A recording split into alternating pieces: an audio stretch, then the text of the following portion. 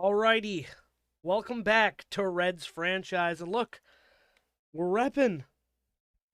I said I wanted to do this back with the Orioles franchise. I never did, but we got it for Reds franchise. I actually have a hat now, and I'm actually wearing a red shirt. It's not a Reds jersey or anything, but yeah, we're actually repping. Makes sense with me as the GM. But we are back with Reds franchise. It's been a little bit while I played some other stuff, which is fine because I've been liking mixing other things in, but I've also still been craving to get back to this. Um, but I also plan to do some Morrowind tonight, so I don't know how long this episode of Reds franchise will be. But we have the offseason to look forward to. But let's talk about a little bit what happened last time on Reds franchise. So we made it to the playoffs, of course, in episode 2. And we barely squeaked in. I believe we were 89 and 73 if I go to the standings in here. Let's go. Yeah, 89 73. Third place in the NL Central. Four NL Central teams made it to the playoffs. As we said, the Pirates 98-64. They went insane and they won the NL Central. But yeah, four teams from the NL Central, and then it was the Phillies at the top with an 87-75, a worse record than even us, and the Brewers, exactly. Like, they just happened to win their division. AL East was weak in this sim. Or the NL East, sorry, was weak in the sim. And then the Dodgers, 112 wins. But we made it back to the playoffs. We wanted revenge, man. It had been decades since we had won a playoff series. Um, yeah, we had our last postseason wins had been 14 years ago, in 2012 when the Reds had lost the NLDS 3-2, swept in the last three appearances in 13, 20, and 25 in the wild card. Of course, 25 to the Dodgers. So we had to face them on the road back.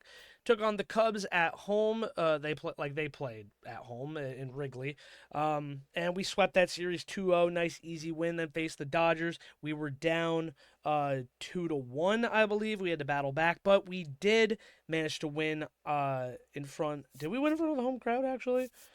Um, no, we ended up winning on the road. We had lost one game. We had lost the first game in LA, won the second game in LA, which was a extra innings battle, if I remember correctly. Looking at the box score, um, yeah, it went fucking deep. Looking at the box score, um, yeah, they're not showing me the actual like box line, but I'm pretty sure uh that yeah, it went to extra innings. It was a long game, and we came out on top. We scored a bunch late and ended up winning.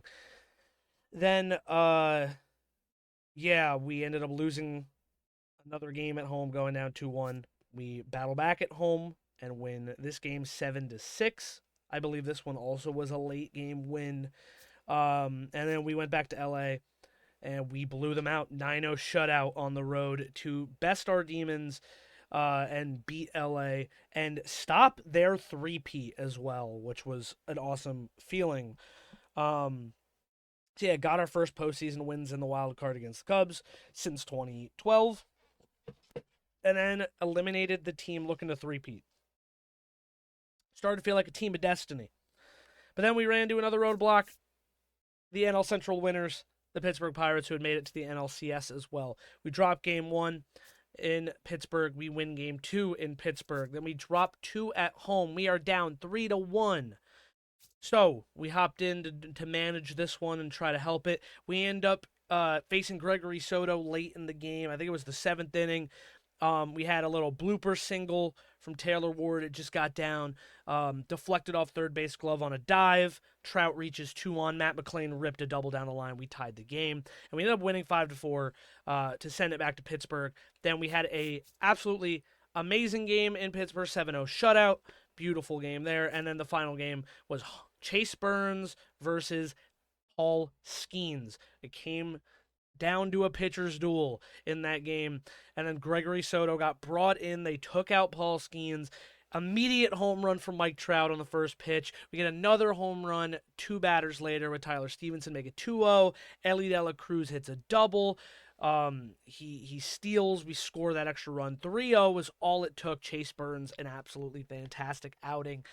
kept us in the game, in the series, and we end up beating the Pirates in their own stadium and becoming the NL champions.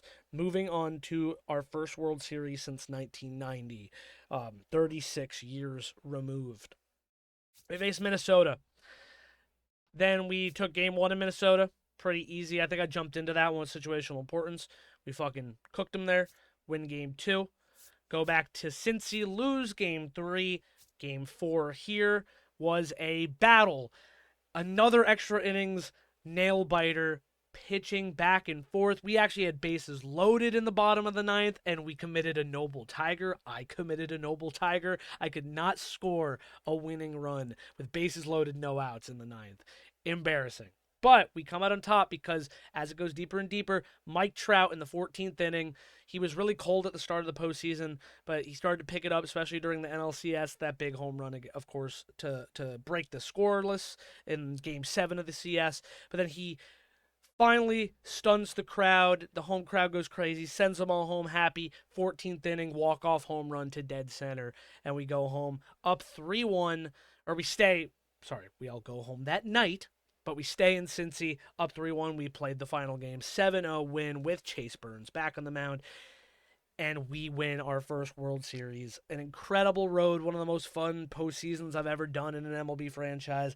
I think it might even be better than almost every postseason we did in Orioles franchise.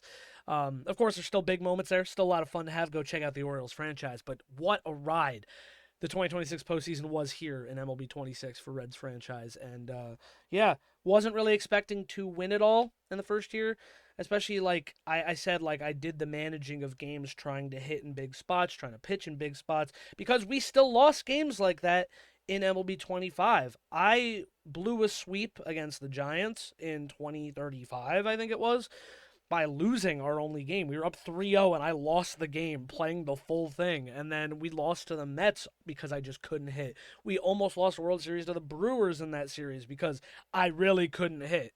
So, like, it felt like I still earned this one because I battled back in every game. And we really just did earn this one. Mix a sim, mix a play, and it was just a really fun time. And I think this is the formula I like to keep for this. We figured it out late in Orioles franchise, and we're going to keep it up this way. But let's look at some of the stats before we go in. Because, of course, big things came about. That Mike Trout trade was such an unexpected one at the trade deadline. Didn't expect it to go through, and the Angels gave him to us for basically nothing. And started slow in the postseason, like I said, but, knocked out his former teammate Shohei Ohtani on the road to the World Series, and then won a World Series of his own. He now is a World Series champion, and not only that, but he was NLCS MVP, 4 home runs with a 204 average and 8 RBIs in that series. He was so important to helping us come back from the 3-1 deficit and win over the Pirates. So it's just huge, and he gets to add that MVP to his trophy case, which is awesome. And we have control of Mike Trout for a while, so he will be staying on the team. And now World Series MVP went to Luis Arias. He hit 500 with 2 RBIs. Truthfully, I think, because also you can see now it's CS MVP, which is what it actually is, not the playoff MVP.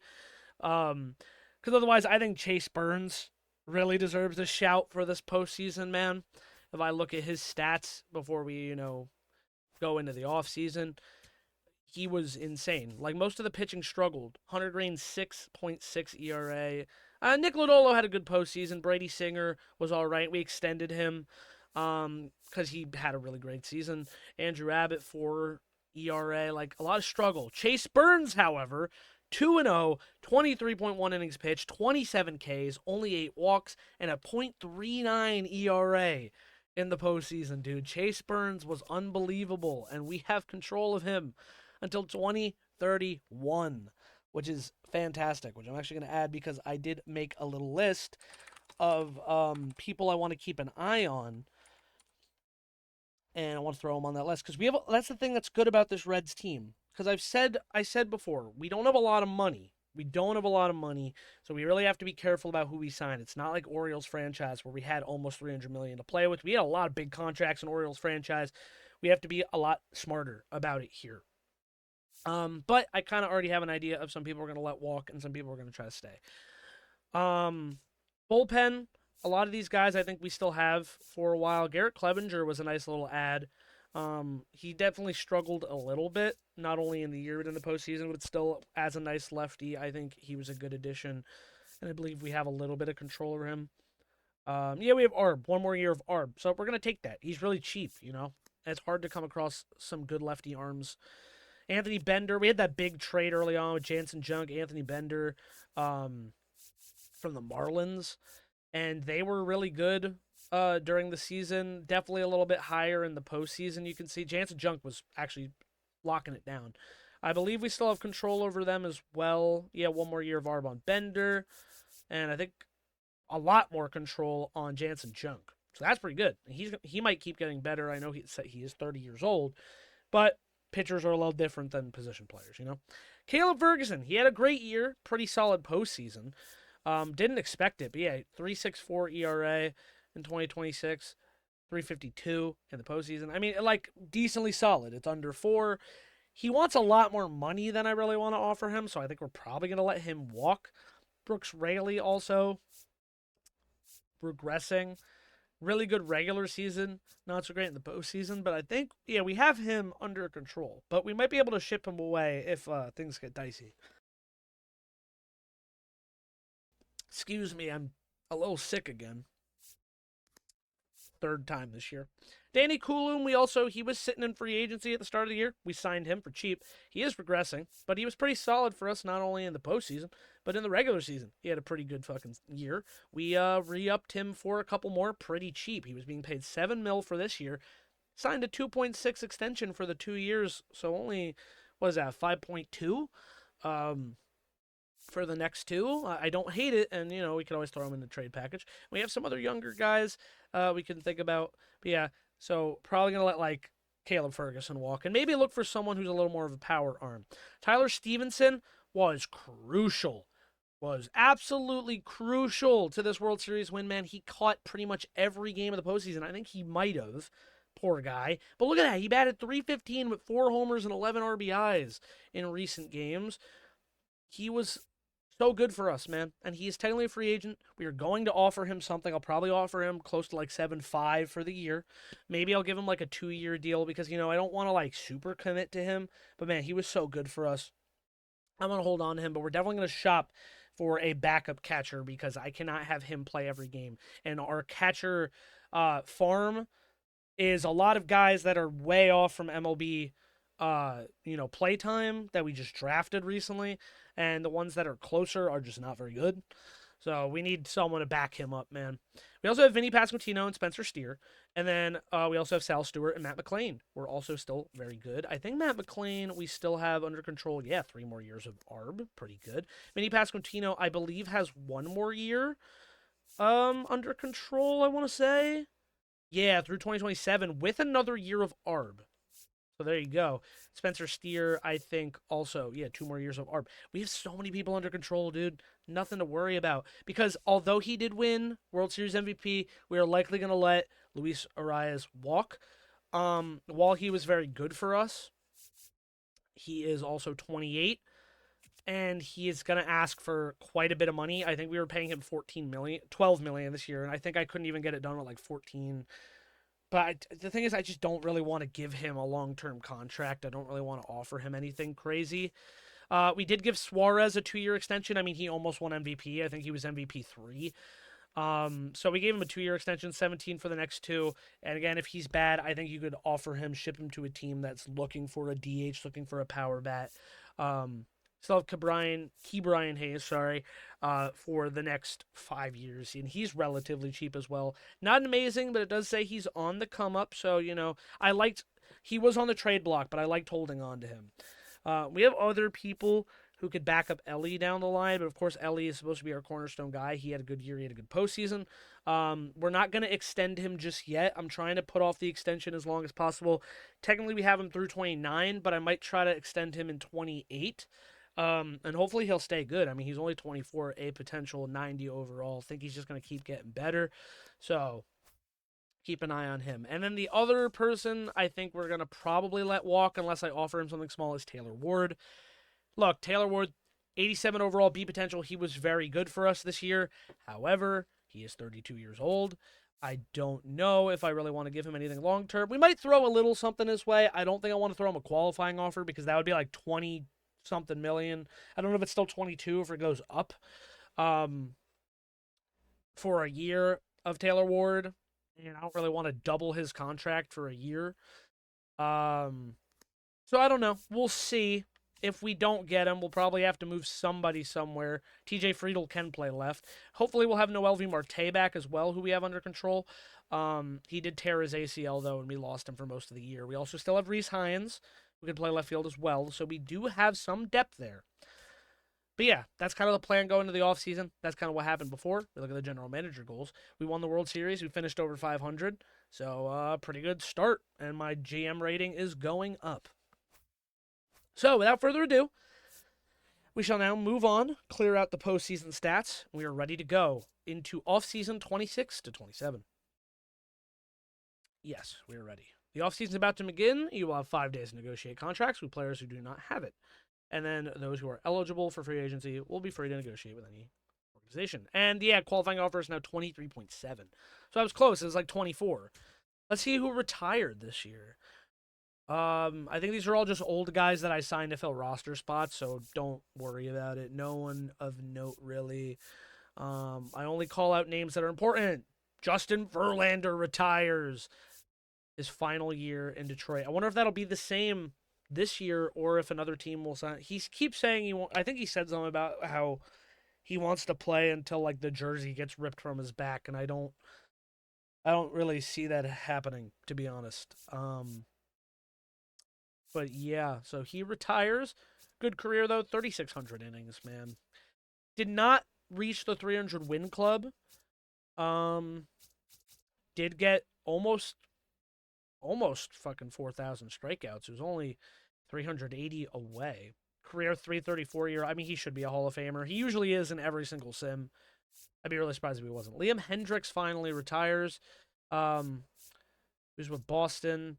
And he didn't really play. It looks like the Twins signed him, but he didn't actually play. Maybe he played in the postseason. I'm not sure if I can actually check. Yeah, it doesn't let you check recent games here because I think it cleared those stats technically. McCutchen retires. Oh, bro, it's so sad. I don't think he's going to be a Hall of Famer, not by MLB The Show metrics, but he did have 2,200 hits, 300 home runs, 271 average. And I mean, longevity, bro. I feel like McCutchen in real life might make the Hall of Fame just for, again, his longevity. And I mean, he does have pretty decent counting stats. He has an MVP to his name, so I don't know. Some people say he's going to be Hall of very good. I think he deserves at least a chance at the Hall of Fame for sure. Carlos Carrasco, Yankees legend. Yu Darvish goes. I don't think he's going to be a Hall of Famer. He did not really count up that many stats. Didn't even hit 2,000 innings. But he did have 2,000 strikeouts. I don't think he's going to be a Hall of Famer, though. Craig Kimbrell, he should be a Hall of Famer in real life. He probably will be. I mean, he's part of the 400 save club.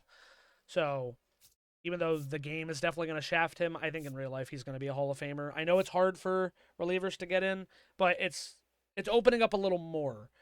John Franco probably should be in the Hall, too, but, you know.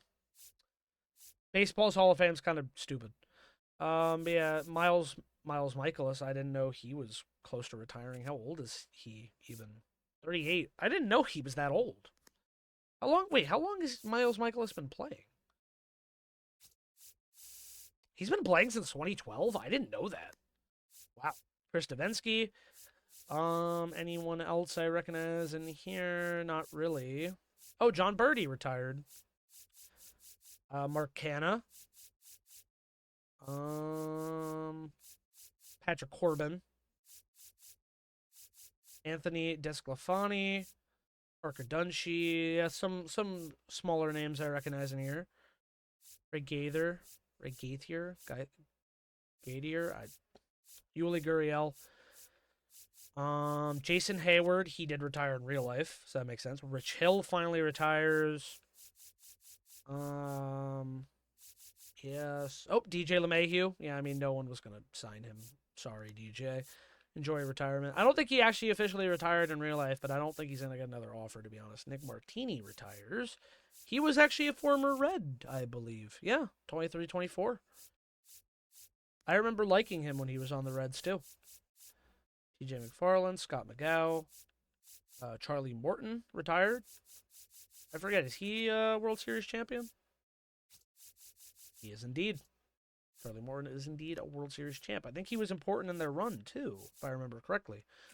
Adam Ottavino retired. Well, I think he already did technically in real life. I think after he got cut from the Yankees, he retired. Tommy Pham retires, which as of the day I'm streaming he just got DFA'd by the Mets for going 0 for 13. While trying to, they just fell to 9-19, I think is what it is. Anthony Rendon finally says goodbye. He did not play. Final 2 years. Called it quits. Maybe the Angels don't got to worry about his contract anymore. Eddie Rosario. Dustin Shartner. Never heard of this guy. Max Scherzer also retires. Well, he joined the Hall of Fame, 3,000 innings pitched and 3,500 strikeouts. He should. Also not part of the 300 win club though. He got lit up the other day. I think he's like a couple strikeouts away, or maybe one from 3,500 in real life. But he's not been having a good time out there. Marcus Stroman, Michael Tonkin, Justin Turner retires. Yeah, wow, a lot of people. Oh, Ryan Yarbrough. No, Ryan. And he pitched a bunch of games for the Yankees. Ryan, you don't have to go yet. You're only 35. All right, well, that's it. Let's see. Justin Verlander and Max Scherzer. Verlander goes in as a Tiger, and Scherzer goes in as a National. Both played similar times. Scherzer came in a few years later. Almost 300 wins for Verlander, 225 for Scherzer. 3,600 innings for Verlander, 3,000 for Scherzer. Verlander, wow, 3,600 strikeouts and 3,600 innings-ish. And 3,500 strikeouts in 3,000 innings. And the ERA lower for Scherzer as well. But both deserve to be in the Hall of Fame. Andrew McCutchen does not go, unfortunately. But that'll do it. Move on. Everyone is still under control with our staff, although we probably could make things better. Yeah, I think I might want to fire some people because look, these are way more important, I think, than people realize. These fucking decreases in stats really hurt you. They really can hurt you. So I need to get a new pitching coach that's not going to get hit with so many downsides. Barney McCormack, can I make you a 3-year offer for a few million? Because it'll be worth it in the long run to not get hit with such things. Now, exclusive free agent. Okay, I know how this works. Don't worry. Tyler Stevenson, I'm going to make you an offer. Yeah, 2 years. That's perfect. 2 years, 16. What the hell? It was at 16.2. I pressed to go up, and then it didn't let me change it. I'll do 2 years, 16.1. Wait, I can't afford it. Why? What do you mean I can't afford to offer this contract at this time? People should have come off the books. I should have the money. $2 million available. Is it because we're in exclusive? That would make no sense. Some of the money should have come off the books. $2 million available. Excuse me. I mean, it kind of ballooned going into this year, but we should still have money available.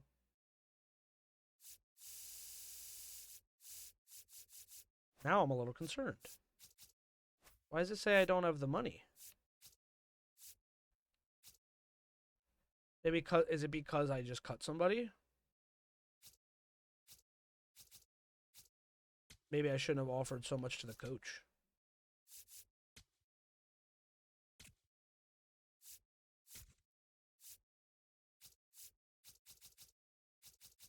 $2 years, 2.5. Cut it down a little bit. Available budget says $89 million. So what happened here? Because I want Tyler Stevenson. Not afford to offer this contract at this time. Where's my budget? Max offer before and then 0.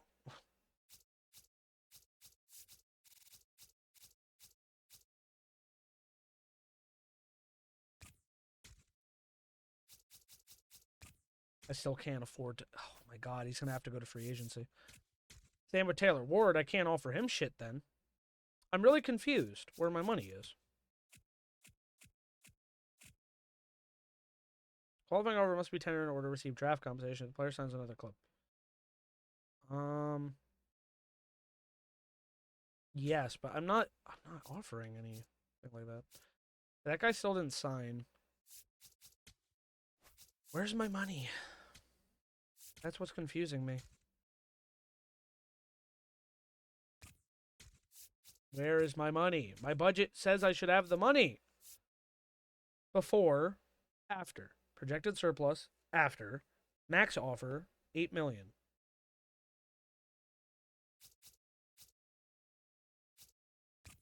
Yes, I can. If the max offer is... I'm so confused. Why can't I afford this? Do I need to trade away Nimmo or some shit, probably? Oh, God, we'll see. I guess we just have to risk it. And we're not...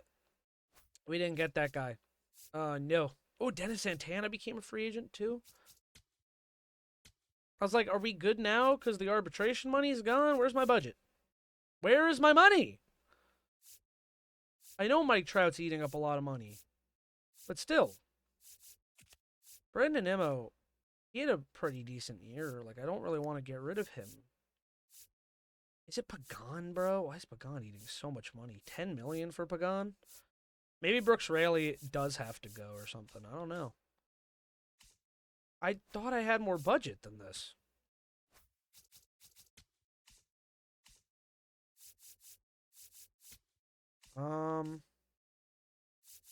Throw Brooks Raley out there. No one's going to want him. This is rough. I mean, we have this 18-year-old who's, like, looking okay, but it's like I wanted Tyler Stevenson. We also don't have a pitching coach now because I fired that guy.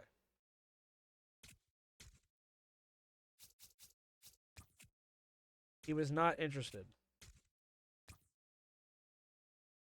Okay, I'll try that then.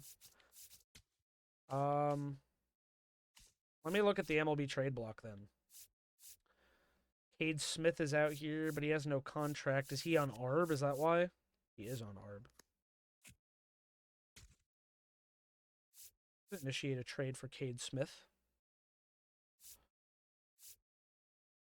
Yeah, maybe I'll have to think about trading Brandon Nimmo, but then I don't know. Nick Lodolo is an expected $21 million contract with ARB, bro. Oh my god. I'd have to get a good return for him, though. They want prospects, too. They want, like, a first base prospect. I might... Do I want to throw them Christian Encarnacion Strand? Probably not. I think that'd be a little bit of an overpay. To really get nothing out of it.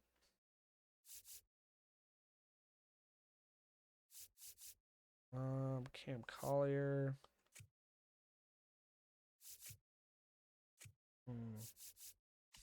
Do we have anyone I could offer them for, like, center? Yeah, I could offer them, like, Jay Allen, I guess. But I'd want more than Cade Smith. I'd probably want another pitcher thrown in. Only 1 million for Tim Herron. Tim Herron a lefty, too, right? He had a pretty good year. Current team budget prevents... Oh, no. They can't afford it. Yeah, where is my money? I'm really confused.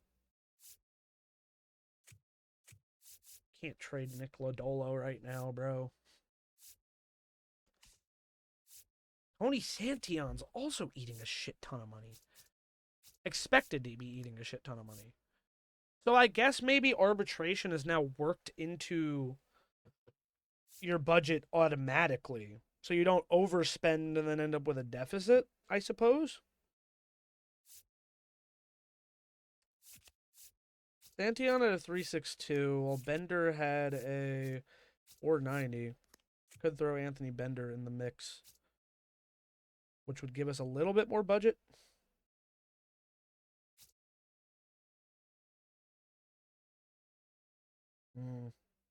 Cade Smith's expected to make 9.2 million though.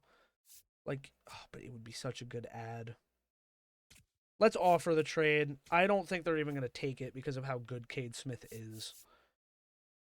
Um, Otherwise, I might have to try and trade away Brandon Nimmo. He's eating a shit ton of money. I don't really want to get rid of Mike Trout, even though like holding on to Nimmo is probably the better move. Yeah, we really have a lot less money to work with the Reds. I have Emilio Pagan as untouchable. I feel like I should hold on to him while I have control, which is only one more year, though. That's the thing. Okay. Sit for a second. Trade rejected. It does not work for us. Take note of what we were seeking and adjust your proposal. I just don't think they're going to give him because Cade Smith is, excuse me, really, really good, you know? I do not want Devin Williams' contract. No thanks. Edwin Uceta could be a nice little ad. He was really good for us in Orioles franchise, and he was very good for the Rays in the sim. They also want young players. Okay, well, I'll throw Jay Allen in the mix. I wonder, I doubt it. We'd probably need one more to get it across the bump, like get it over the hump.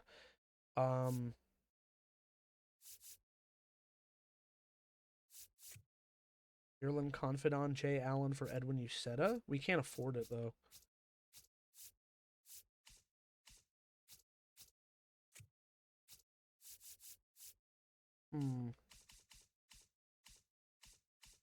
We are a worse team without Brandon Nimmo, but we get some money back. That's like the difference. And I wouldn't mind getting someone young to take over for like left or something.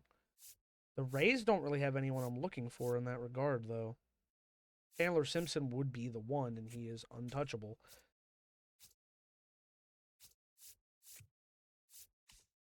So I can't even do like a salary dump at the moment.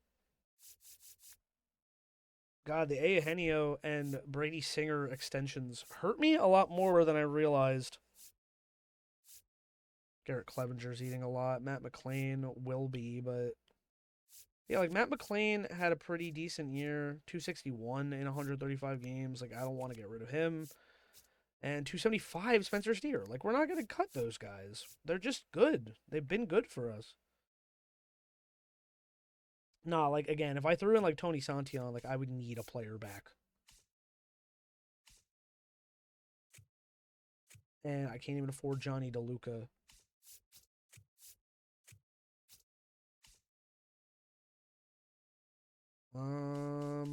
What do you guys have in regards to the infield? Because he's like, I don't know. I'm just trying to think long term as well. Jonathan Aranda doesn't help. Oh, it's tough. I forgot they traded for Salvador Perez. A catcher could be good, but we can't afford him. This trade alone would get me Edwin Uceta for sure, but it's like I need more than Edwin Uceta.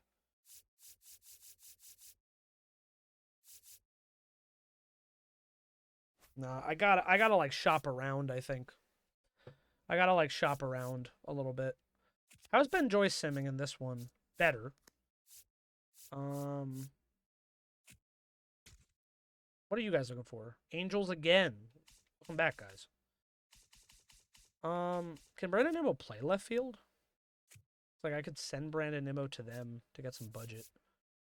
Joe Adell's on their trade block. He had a okay year.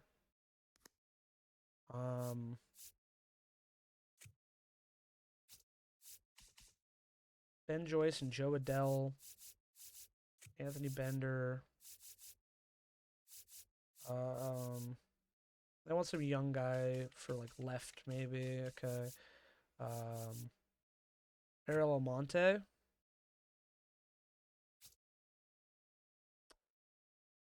Not cutting as much money though if I go after Joe Adell. You know what I mean?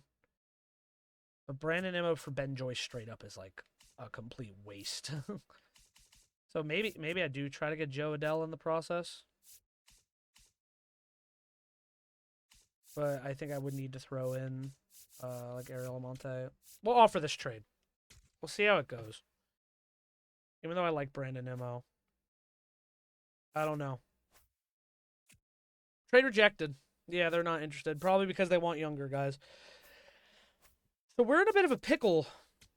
We can't do free agency. We can't go after any of these guys out here. We just don't have the money. And we don't have another catcher, which is really bad. Well, I'm going to renew everyone I can then for now. So sorry for like the kind of like flashing lights warning as I spam through this. I know there's like a new setting to like auto do this now, but like I never trust this fucking game to do anything properly when we auto go through like these kind of things. I didn't realize how bad Brandon Nimmo's contract would affect the rest of the team either. I mean, Mike Trout's is affecting us really bad too. Between the two of them, it's $50 million, and then Eugenio Suarez was also getting kind of expensive. And it's like Suarez could be either our DH or we play him at third every day. He's not that good of a defensive third baseman, you know? Oh my god, there's a lot. Gonna be here for a minute. I'm also, since I'm fucking sick, I'm gonna be honest, I'm gonna turn this camera off because I am sweating under this light right now. So I'm gonna unplug that. I am fucking dying under the light. So we'll just go back to this, but I got to show my hat, so that's what matters. Okay. Very slow going off-season so far just because I really can't make moves right now. I mean, I knew we weren't going to go after any huge impact guys in the moment. Like, I knew we were not going to go after Tarek Skubal. Did not have any plans to go after, like, Jazz. Can't afford it.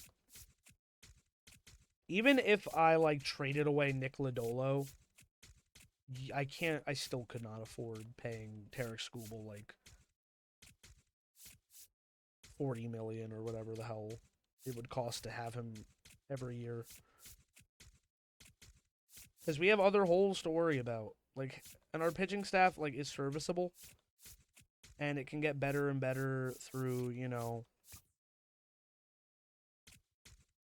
It can get better and better through the drafts, through development of the farm. And we have again, like, the positive of the Reds right now is we have a lot of people under control, which is not something that I had as much in, like, Orioles franchise. But we have to make sure money will be available to retain Ellie.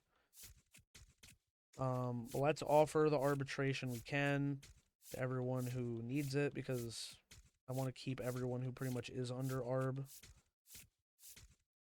Yeah, I think the 1 year with Brandon Nimmo might be his 1 year. I kind of want to hold on to Mike Trout, although I feel like holding on to Nimmo might be the better option in the long run. But both of them were really just good for the team, so it's like I could hold on to both of them. But the problem is I just don't have a fucking catcher. I have to make a trade for a catcher. That's a problem.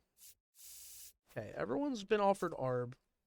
Everyone's contracts have been tendered. I'm going to make a save real quick because we've obviously had postseason blunders before. Save over the older Reds one. Fine. Okay. Yeah, we really need a catcher, and I just can't afford one. Okay. Go to the MLB trade block. I would even make some sort of small trade somewhere for somebody who's cheap. I don't know what Will Vest's expected ARB is. I'm trying, but I'm also just trying to stay away from, like, players I've used before. You know? I don't want it to just be the fucking Orioles team, except now we're wearing red. You know, like, I don't want to get all same guys because I know they're good or whatever. Like, I want to try experiment, do some different stuff. Tim Herron could be good. I don't remember if he was actually in Orioles franchise either, to be honest. Milo Doval, I feel like he's going to... he's not looked very good, and I think he's going to demand quite a bit. Matt Festa could be a nice little trade, and we may be able to cut some money by just throwing, like Brooks Raley at them. And maybe, because they want someone young, like, this guy Dave Johnson. Oh, maybe we can just make an easy trade that way. I'm not sure. Nah, trade rejected. Because the guy's not young. Like, he's not good enough. I don't know what to do. I'm not totally sure what to do. I like Joe Adele conceptually. But I don't think they're going to give him to me straight up for Brandon Nimmo. I'm just going to do it. We're just going to throw it out there and see what happens. They're both B potentials. Nimmo's technically the better player. Trade rejected. It's not what they want. They want young guys. Tough. Okay. I need to find a team that's not looking for, like, young people. I need to find a team that's looking for, like, a right fielder. Got to be a team out here looking for a right fielder. The Mariners are. What can I get from the Mariners? Dominic Canzone. Not really looking for that. Lazaro Montes would be a nice little ad. I think he could develop into a stud.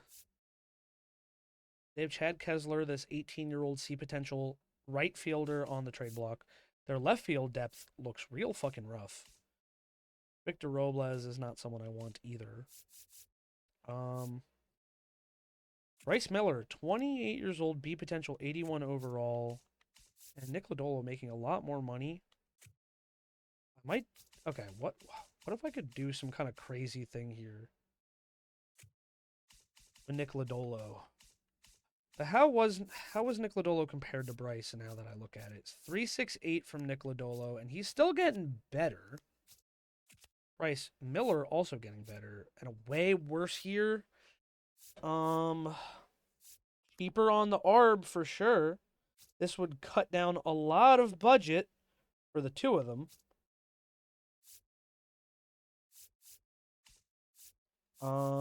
And throw Andres Munoz for Nick Lodolo and Brandon Nimmo. Bryce Miller, Andres Munoz for Nick Lodolo, Brandon Nimmo. I will offer that trade to the Mariners. I don't hate that. We got a good closer. I could probably ship away Emilio Pagan if we get Munoz. That could actually be a good move.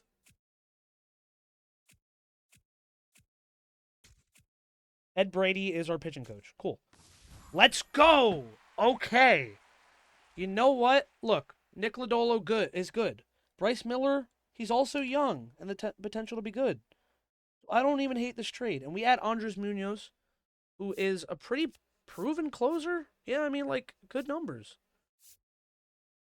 And we add him to the bullpen, and he's pretty cheap, and we cut a lot of money off there. So I don't even hate that. Like, Brandon Nimmo, it does suck, but we have right field depth. I think we'll be okay, knock on wood. But now we can actually get maybe Tyler Stevenson, maybe find another catcher. That's a move I do not hate. Let me get this in here real quick. So the players we just got were starting pitcher Bryce Miller and closing pitcher Andres Munoz. And we got them from Seattle. And we got them for right fielder Brandon Nimmo. Unfortunately, his just contract was too heavy. Excuse me. And starting pitcher Nick Lodolo. $21 million is a lot for Lodolo, man. A lot for Lodolo. I like this trade. So that opens up quite a bit of money. And we get Andres Munoz as our closer. And we still have Emilio Pagan on one more year. I mean, he had a pretty solid year, so I don't think I necessarily want to cut him just yet, but I might turn him into a reliever. There we go, instead of a closer. So now we have 1, 2, 3, 4, 5, 6, 7, 8. 1, 2, 3, 4, 5. 5 plus 8 is 13. So we have a full house. You have a full house here. Cade Gibson, are you a lefty? You are. So you're probably next in line if we get rid of Brooks Raley. But now free agency has opened its doors to us. I can't afford Tarek Skubal. Not interested, to be honest. I know how it works, guys. I did it. Shush. Excuse me. Ooh, Ryan Jeffers is out here from the team we just beat. 314. What is he looking for, though? 3 years, 12 a year? Don't hate it. We also have Ian Happ out here, who's asking for 2 years, 18. Taylor Ward is asking for a lot more. There's Tyler Stevenson. I'm gonna throw Ryan Jeffers in here. Maybe. Stop it.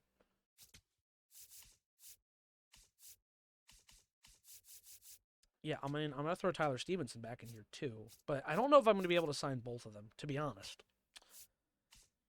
Otherwise, I think we need to find another outfielder.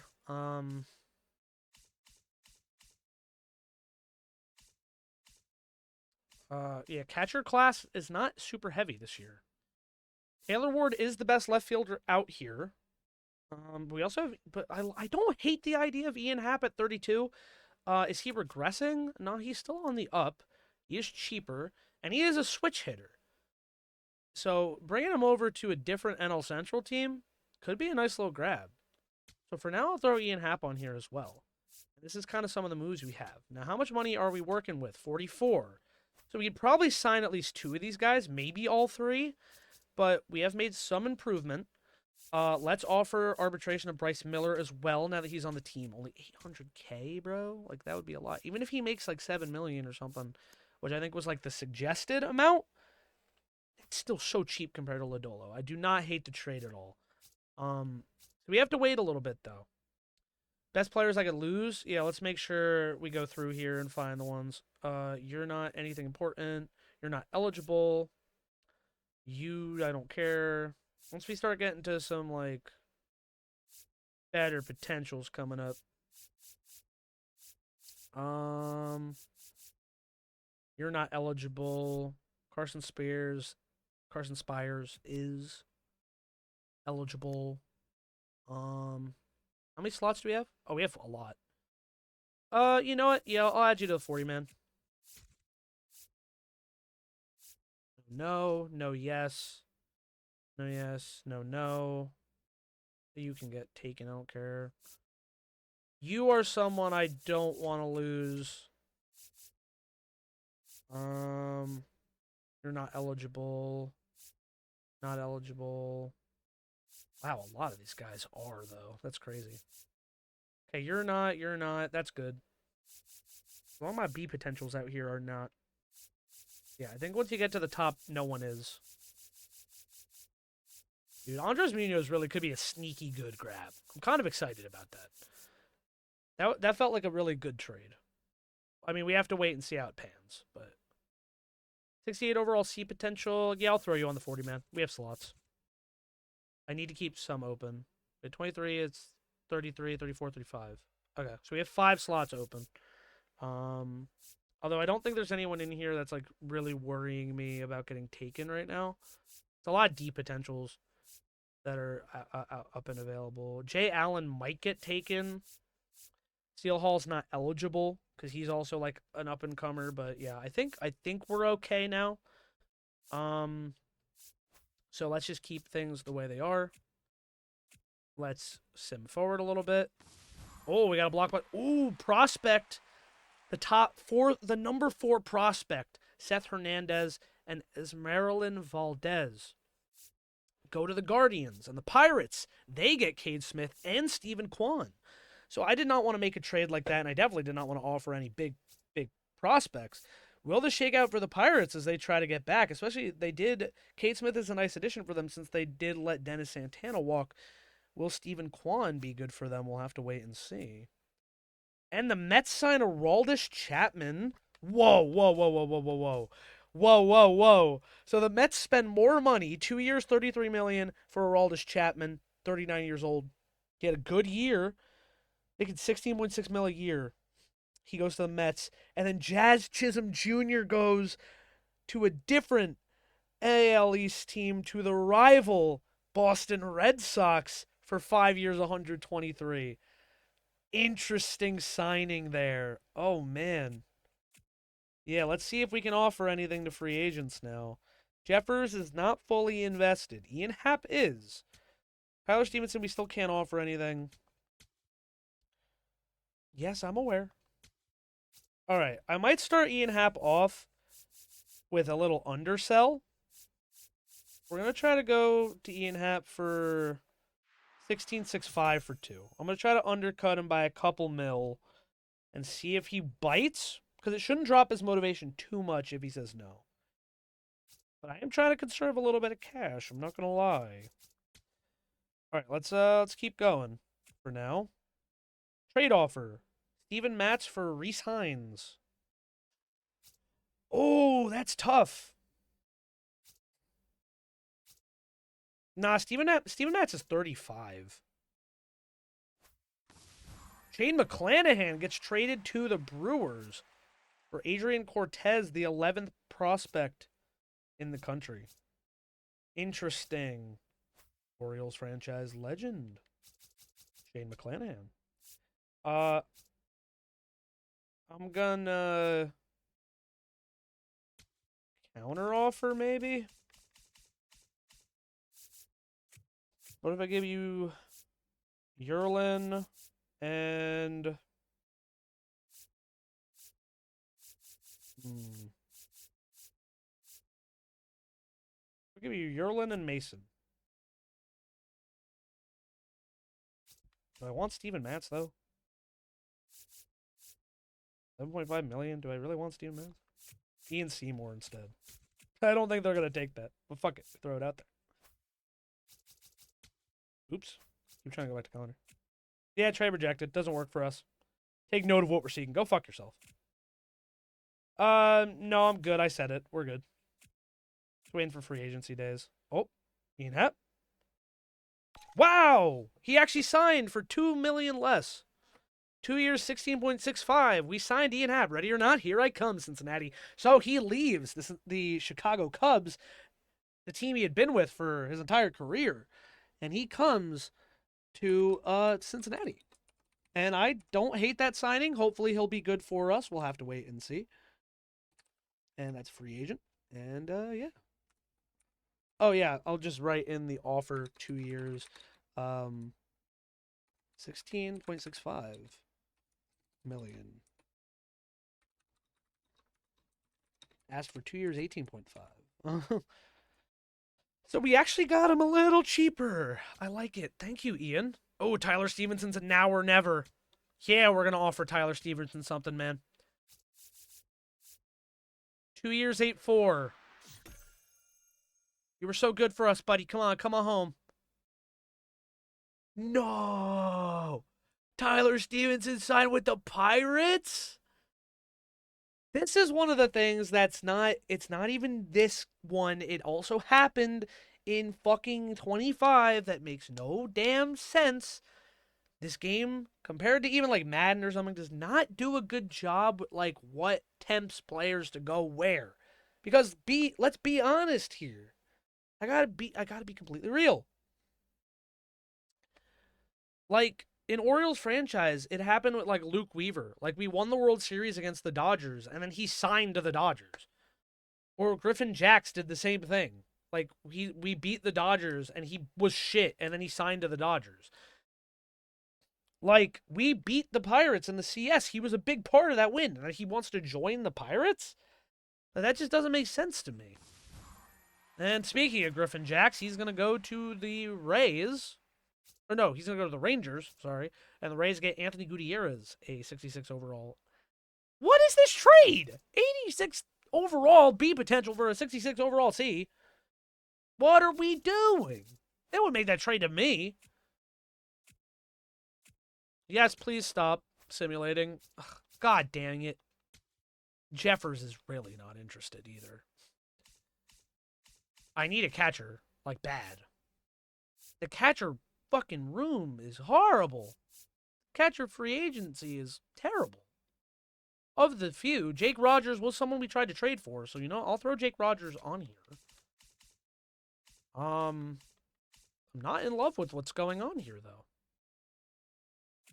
Now, Dennis Santana had a fantastic year. What is he looking for, though? 13 mil a year? Or 13 million? Yeah, no, 13 million a year. Not 13 for two. Why does it say David Bednar? Oh, David Bednar bats lefty. I thought it said he threw lefty, and I was like, no, he does not. 3.63 ERA, and he's asking for less, but still quite a bit. I'll throw Dennis Santana on the board, but Ryan Jeffers, man, I really need you now. Catcher, man. We need catchers. And I wouldn't mind a boost to right field. Yeah, tough. Are there any catchers on the trade block? Rushman is on the trade block, but I don't really want to go get Adley Rushman. Did bet 260 last year. Thing is, I don't want to pay that much for him. Shea Langoliers also would be a cool little ad. I don't hate that. Let's see maybe if we can get Shea Langoliers on the trade block. Throw Brooks Raley in the convo. They also want young guys. I don't want to give them my 21-year-old B potential catcher. I plan to use him in the future. Throw Will Banfield in here. Oh, they don't want a catcher. What am I doing? They want a second baseman. Throw them as 23-year-old. They want left field and right field. I'll throw them Ariel Almonte. And we'll throw Jay Allen in the mix. It still feels like a bit of an overpay for Shea Langoliers. Do you have any other maybe little relievers I could throw in the mix? But we might try to sign Santana. Let's see what they offer to this. Because that's also a young guy. He could sit in the minors for a bit. Shea Langoliers could be a good ad. It might be a little bit of an overpay on the prospect, but we'll see. Trade rejected. Does not work for us. Take note of what we were seeing in just your proposal. Maybe it's because of Brooks Raley in the mix. And maybe if I take out the other guy. Maybe. We might be able to actually make the trade. Shea Langoliers. And then let's throw in just what they want then. Not going to give them Sal Stewart or Matt McClain. Not happening. Sorry. Johnny Escanio. Not giving you a B potential, but again, I'll give you Ariel Almonte if you want him. I'll give you Jay Allen the second. That's it. I'll offer those three for Shea. And if you guys say no at that point, then I don't have anything to help you with. Does not align with our organization's plan. Check. I did fucking check with what you're seeking. You're just assholes. What do the Orioles want? They also want prospects. I don't think they're going to do it, but let's try to offer similar. I want Eugene Chin, though. That's the thing. Okay, Allen. Erlen Confidant. The thing is, I probably could throw in Emilio Pagan and maybe just straight up get him. But I don't really want to. Again, we'll throw the same kind of prospects out there. Trade rejected. Consider what we are seeking and revise your offer. I think they just need a B potential. Brother! Why are the Pirates fucking getting everybody I want? What is this Mets-ass situation? They're literally doing the Mets-Yankees thing, where it's like every guy I want, the fucking Pirates are getting. Jeffrey Springs and Shea Langoliers for... They gave up big prospects, that's why. They gave up big prospects. Fine. I hate this. But I need a catcher, so I'm going to do it. Okay.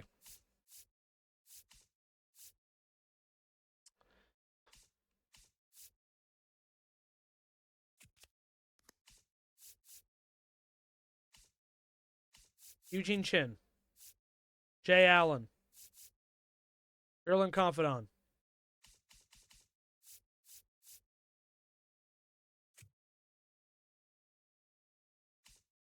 What if I take out Erlen?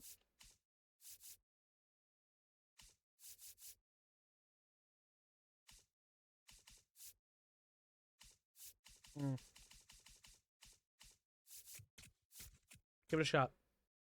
Fuck it, give it a shot. Give it a shot. Ben Joyce for Reese Hines, straight up. Fuck, that's tempting. I think I might take that.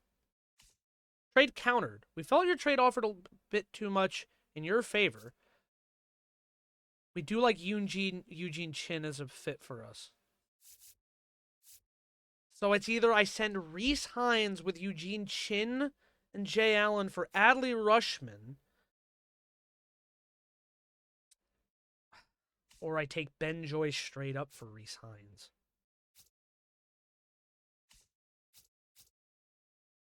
And I'd have to give up Eugene Chin, who's like 22.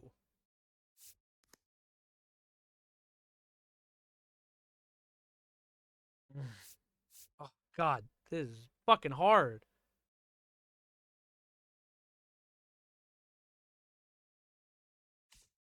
I need a catcher, and there's no guarantee that I get. There's no guarantee that I get Ryan Jeffers. But Ben Joyce is an A potential. 26 years old.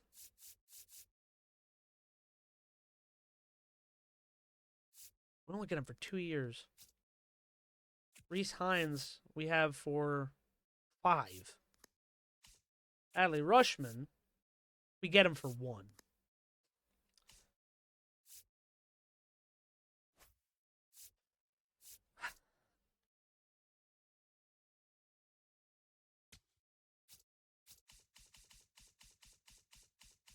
I don't want to give them Eugene Chin. I don't want to give him Eugene Chin. I can't give him Eugene Chin. Sorry, guys. I could offer maybe that, but even then, I kind of like the Ben Joyce trade better. I think I'm just going to have to decline. And I'm going to accept... Do I want to accept the Ben Joyce one? 2? Like, I like Reese Hines a lot, though. He's getting better. This could hurt me.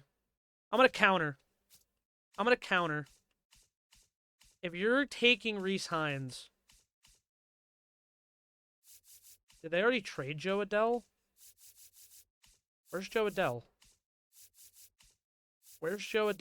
They trade Joe Adell and I didn't know? I think they fucking did. No, because I was going to say, give me fucking Ben Joyce and Joe Adell for Reese Hines, and I would take it. Honestly, Ben Joyce, Logan O'Hoppe for Reese Hines? I'll counter with that. I want a catcher. That's what it is. Trade rejected. Even with interest in Reese Hines, his value is nowhere near acceptable. Nico Horner signs to the Giants. 5 years, $112 million. This is tough out here. Tarek Skubal goes to the Braves. 8 years, $350.9 million. Interesting. Did not expect him to go there. That's where he goes. Interesting. Okay. I'm not interested in Chris Bubich. I'm interested in the catchers. Jake Rogers is interested. Honestly, that's pretty cheap. It's cheaper than Stevenson was. I'm going to offer him cheap. I mean, I miss Tyler Stevenson already, bro. I'm really sad about it, honestly. I'm genuinely kind of sad about it. I really wanted to keep Tyler Stevenson. We just didn't have the fucking money. And now I didn't trade Reese Hines, which is good because I kind of need him in right. What do you got, Jake? All right. Jake Rogers is coming to Cincinnati now. So we had catcher Jake Rogers from formerly the Tigers. And he is now here on a 2 years, 6.2 million a year. So he's here for 2 years, 12.4.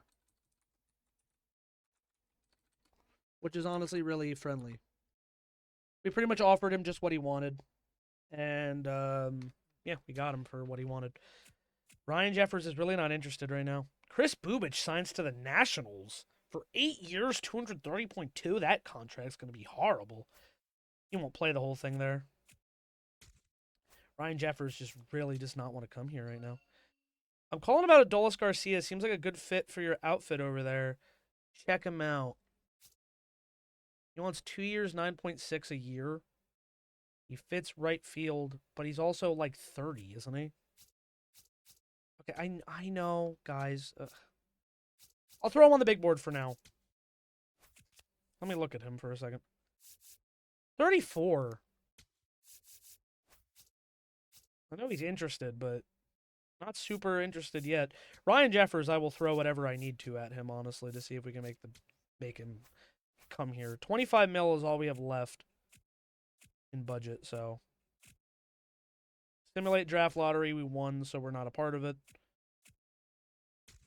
Keep an eye on the boy, because that's all we can really do. I think we're going to need Reese Hines, though. That's kind of why I didn't get rid of him. Jeffers is going up slowly. But if we miss out on Jeffers, I think we pivot to probably Dennis Santana before anything. Catcher's still bad. That's why we need Ryan Jeffers. Now or never for Dennis Santana. Not interested then. He's going to the Marlins. Okay. He's not back to the fucking Pirates. 3 years, 38.5. Yeah, I was not going to offer him that, so it's fine. Rule 5 draft. Fuck it, I'll go to the Rule 5 draft, even though I don't know if I'm actually going to pick anybody.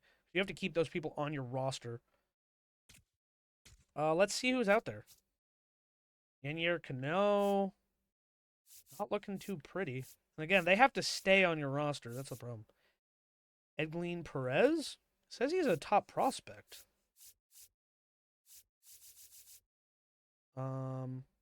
Athletics prospect number 8. Really? 20 years old, B potential? Do I want to grab him? Sure. We don't get Jeffers, he could be a backup catcher on the roster, and I don't hate that.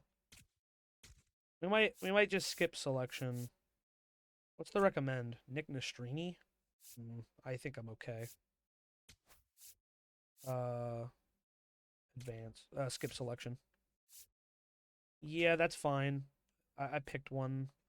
I think I got a fucking athletics top 8 prospect. That's not bad. I'm gonna also put that in the thing. Catcher, Edglin Perez. I got him from Rule 5. Athletics, number 8 prospect, 20 years old. 20 years old, B potential. Okay, keep it moving. Brandon Woodruff goes to the Athletics for 3 years, 93.4. Fun.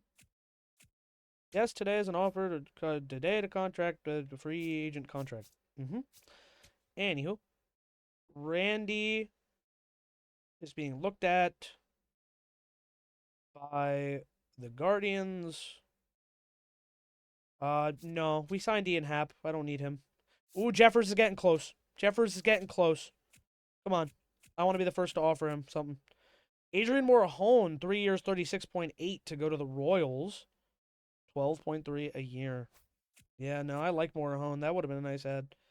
Stop simulating. We got to be close. If he's not there yet, it's the next one. He's up. We're up.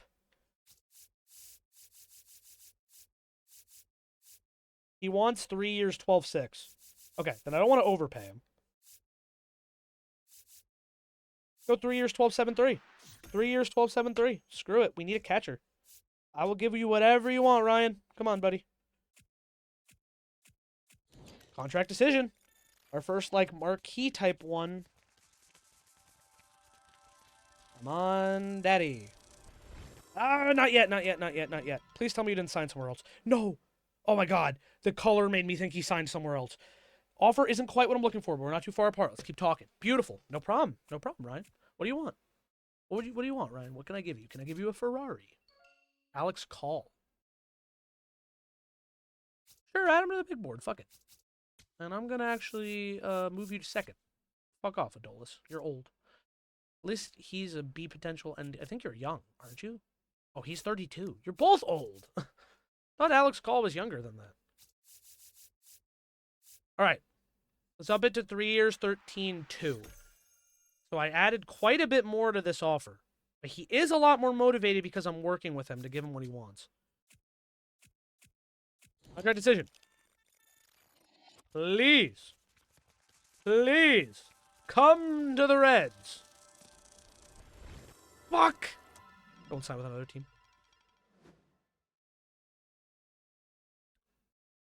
We'll keep working. We'll keep working, Ryan. Kevin Gossman, 1 year, 32. Sorry. Apologies. 1 year, 32.7 to go to the Cubbies, so we're going to have to fucking deal with him. Cool. Yes, I'd like to stop simulating. Free agency. I don't want Nolan Jones.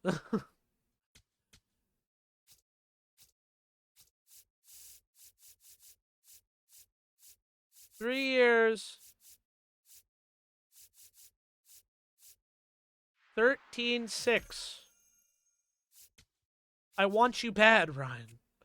I'm down bad for you, Mr. Jeffers. Alex Call. He wants 2 years, 5.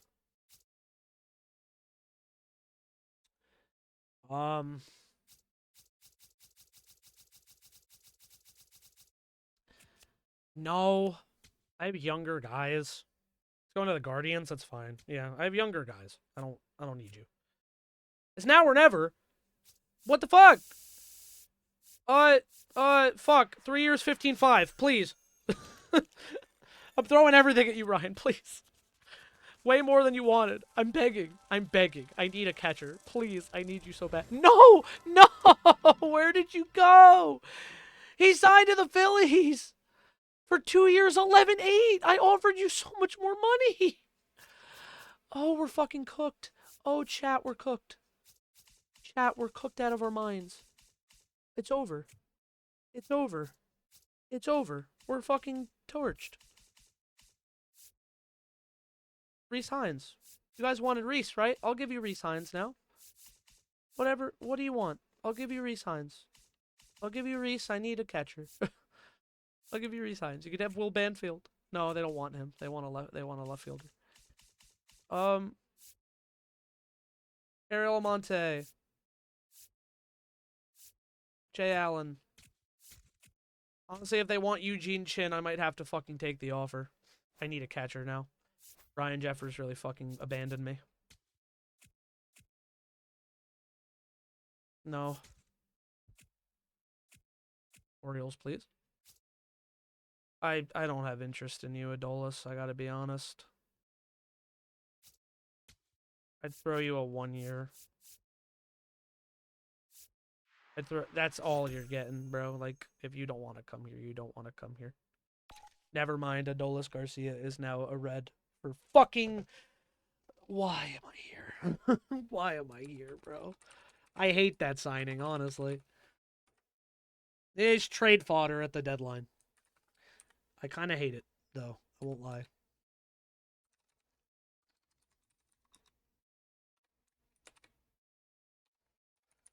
$1 year, $9.79 million for Old Man Garcia. Trade rejected. We like Reese Hines, but the value gap is too large to justify a deal. I might have to trade Eugene Chin, and I really don't want to. There's got to be a catcher I can get for cheaper. Alejandro Kirk, maybe? What do they want? They want young people. I'll throw you Jay Allen and Mason Nelville. It wasn't... Fuck. Now I feel like I need to look at my draft, because I don't think I screenshotted it. I need to look at that draft class. I need to know about that draft class, like, really bad. Because they definitely... I need to know who was in that fucking draft. Shit. Before I make any more moves, I'm sorry. So it'd be part 2. Did they really accept? There we go. Popped up in my fucking suggestion. I need to look at that draft class. Because I'm not trading away... Because that draft class was good, and I'm not trading away anyone who was, like, a really high potential. You know what I'm saying? That was the end. I need to go back toward... Oh, there it was. I just saw it in the scrub. Oh, didn't... Ah, here we go. Luther Kershaw. Eugene Chin is like a 77 potential. Gary Austin and Luther Kershaw. I need to write that down. Gary Austin and Luther Kershaw. 90 potentials. But don't fucking trade them. Please tell me I didn't click on Gary. Yeah, Gary Austin's still here. Gary Austin's still here. Good. And Luther Kershaw, I don't even... Was Luther Kershaw a pitcher? He's a catcher. Kershaw's a catcher. So honestly, I probably could throw Eugene Chin in the mix. Do I want Alejandro Kirk, though? Was he even good? Oh, he actually was very good. 271? Not bad. Kyle Teal's still fucking not available. Yeah, you know what? And he's on a deal? Long-term deal for only $11 million a year? I just want Eugene Chin? Fuck it.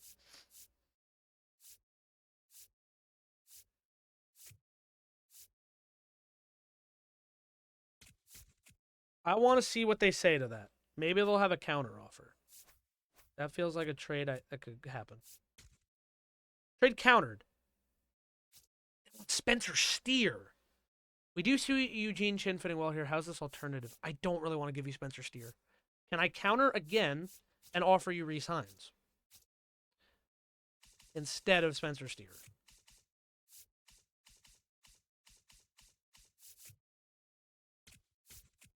Let's see. Maybe this will be the team that gets Rhys Hines. We like Eugene Chin, but the value gap was too large to justify. Bro, I can't give you Spencer Steer. I can't give you Spencer Steer, dude. I need him.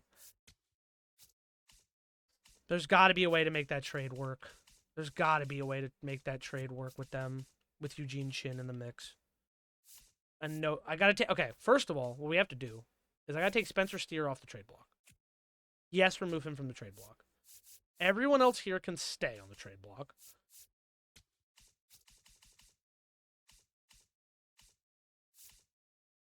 Okay. Eugene Chin. They also want a young second baseman. It will not be Sal Stewart. Trey Faltine. And they want a starting pitcher.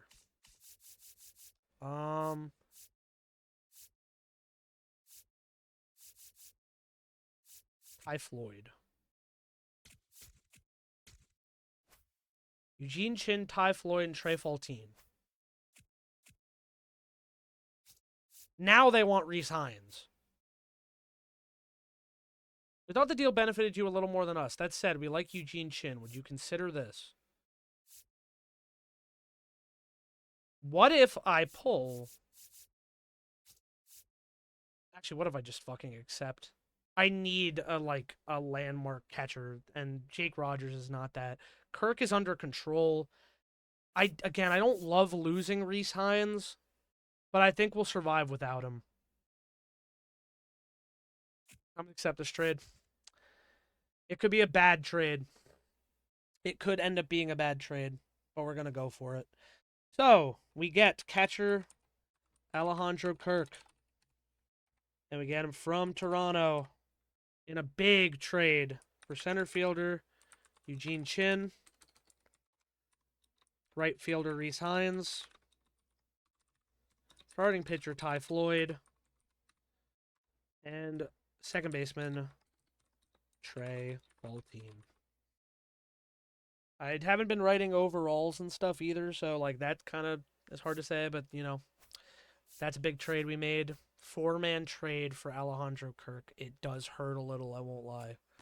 But it is considered a blockbuster trade as we get Alejandro Kirk. 3 C potentials and a D potential. We still have Noel V. Marte. So, it's... I was looking at getting rid of Rhys Hines anyway. Eugene Chin might not shape out to be the player they want him to be, and he could be good. That's kind of the gamble you have to take. I just know we need a catcher now. Alejandro Kirk is that guy, and if he continues to play poor, then we can always flip him down the line. But I think that's pretty much all we can do this offseason. 6-year, $242.5 million to Freddie Peralta, age 30 season. It was a pretty good one, so can't blame the Padres for going after him there. We'll take a little look-see, but I think we're pretty much done. I don't think we can afford anyone. The team still looks very good. I'm not even going to lie. We held on to players that I pretty much wanted to, like Spencer Steer, Matt McLean, Sal Stewart. We still have Vinny Pasquantino. We have Ellie De La Cruz. We have Eugenio Suarez and Key Brian Hayes. We added Ian Happ to the left field side. Mike Trout still out in center. And we did get Adolis Garcia to play right, although he'll probably be a platoon bat with Noel V. Marte if Noel V. Marte can stay healthy. And Both relief pitching and closing pitching look good. Of course, we added Andres Munoz. We added Bryce Miller to the rotation. And the relief pitching still looks pretty good. So, I mean, I might take a little glance at relief pitching. Yeah, I don't think we can really afford anybody. Locked out of pretty much everything except Taylor Clark. So, yeah, it's kind of the way it be. So we can look at all. That's all signings. Wow, Jahmai Jones went to the Dodgers. Luis Rengifo went back to the Angels. Raisel Iglesias went to the Yankees. Ryan Mountcastle with the Nationals. You know what? Well, the Yankees do, actually. Excuse me. Wow, they signed Alex Vesia to a 4-year, $44 million deal. The Rays kept Cedric Mullins, added George Springer for 2 years. Blue Jays made no moves except traded Alejandro Kirk, so I don't know how they're going to be. But I think they also tanked, so, you know. They got some pieces from us. The one I'm worried about most is the Pirates. They re-upped Gregory Soto after his postseason implosion. That's crazy. They added Ronnie Mauricio, formerly a Met, and then our buddy Tyler Stevenson they signed for 4 fucking years, bro. We added Adolis Garcia, Jake Rogers, and Ian Happ. Not a horrible offseason, but not a great one either, to be honest. Adding Matt Strahm would be really cool. We can't afford him, though. I'd have to get rid of Brooks Raley somehow. And then I think I'd actually be able to sign him as long as he doesn't sign, but no guarantee that'll happen.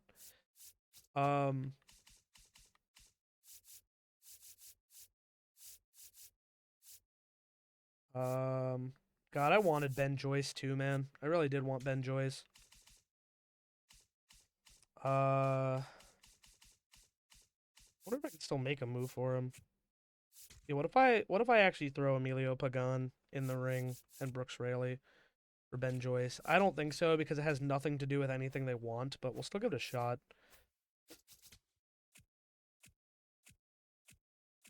To really mulling it over. Oh, arbitration started. I didn't realize we were in February already.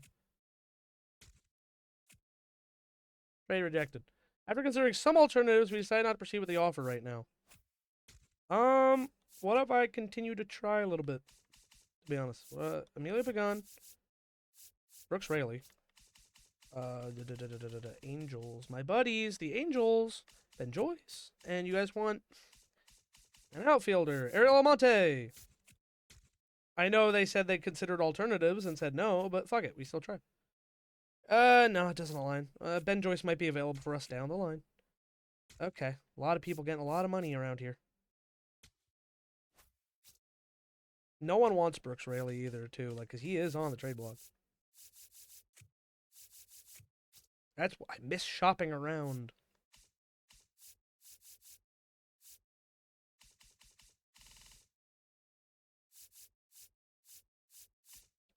Any cheap arms? Any cheap arms? Cheap arms for sale. Cody Bradford, not cheap enough. Kumar Rocker. He could develop into something special. Oh, they can't afford it. They're so under budget. Holy shit. No one from the Mets, bro. Y'all are too expensive. Actually, don't you have that fucker Warren? I mean, he's looked pretty good in real life. Austin Warren. Oh, he's really bad here. That's a shame. Oh, Blackbird ended up back with them? That's funny. Hey, Johan Ramirez. He left the Pirates. I don't want him. He did not have an amazing year with Pittsburgh. He was not terrible, but it was not that bad either. Connor Phillips, you were a Red, weren't you? Yeah, I traded you. For something. Yeah, Luke Weaver's on the trade block. That's because he's $11 fucking million. I mean, he was decent. But not the money he's being offered. Decent. Honestly, I'd rather hold on to Emilio Pagan. I'm really just trying to cut Brooks Raley's contract. I mean, he can't. He's first year of his contract anyway. Daniel De Los Santos. Tough out here. Andrew Scott being paid $18 million. Was he even good for the dot? No, he was horrible. I mean, that's the same in real life, too. I think he's been pretty bad. Evan Phillips is out here, bro. He has not pitched, though. In the majors, at least, in like 2 seasons in game. And I think in real life, he's like injured a lot, too.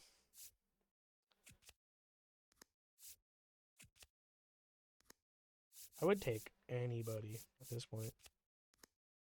Not Wandy, not his contract. Johnny Brito, no. There's no one out here, bro. They can't even afford Brooks Raley, so tough.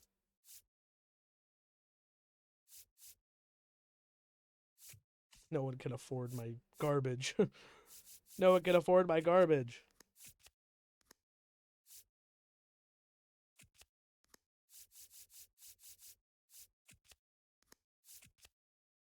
I'm looking for a lefty arm. Grant Wolfram? Don't like it. No. Ray Gibson. Did any of you throw lefty? Andrew Magno. I mean, they would probably fucking take it because it's just such a salary dump. Fernando Cruz is on the Red Sox, too. What is this Red Sox front office doing? What are they doing in real life, too? Let's be honest.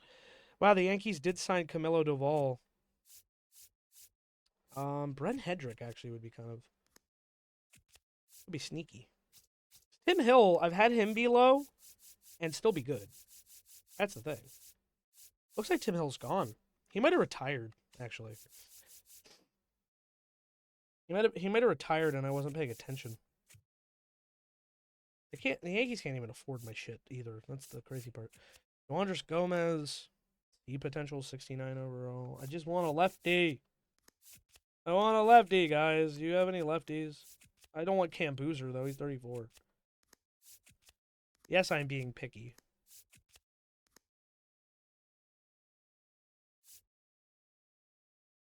I'm trying to make like a last-minute trade.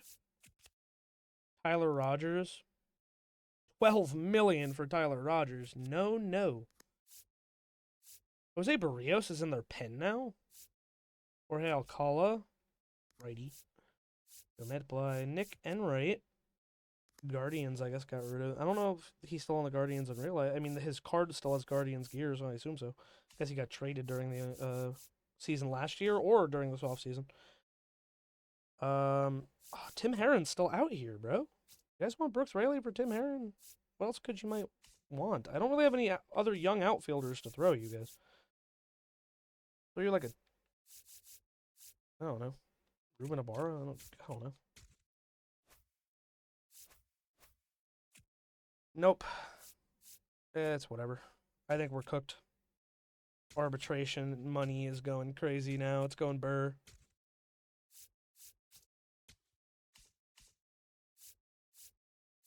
Like, I'm not paying exorbitant amounts of money for anybody.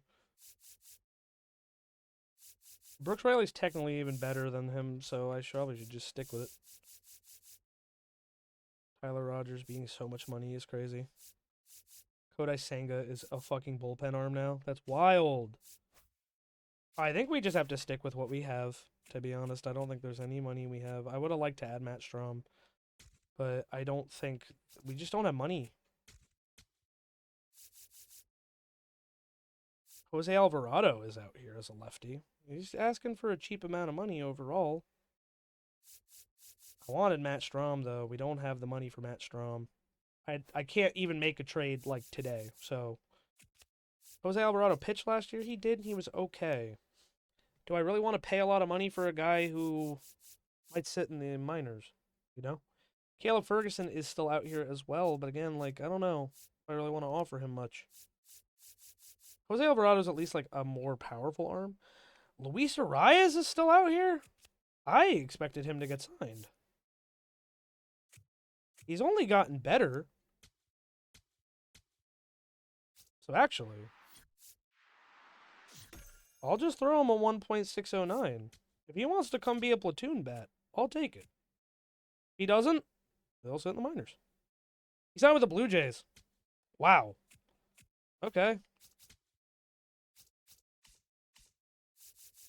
I guess Matt Strom got signed. He's not still here. Jose Alvarado is still here, so, but I could just offer something. Ferguson. 71 on the stuff, 83 on the sinker. What's his control like? His clutch is really good. Hits per nine versus left is good. Hits per nine against righties, not so much. Caleb Ferguson, same kind of thing. 59 on the hits per nine versus right. Not as much clutch. Home runs per nine is very good, though. Stamina 24. Stamina 24. Same kind of thing. Hits per nine is slightly more encouraging on Caleb Ferguson, honestly. But everything else, like Ks per nine, looks really good. The only thing that Caleb Ferguson really has over him is the home runs per nine. 63 on control, and Jose Alvarado is 61 on control. It's kind of negligible. Sinker, cutter, and 12-6 on the mix. Four seam, cutter, sinker, slurve on the mix. The four seam, though, a lot of usage. And it doesn't rate very well. Mostly usage on the sinker for Alvarado.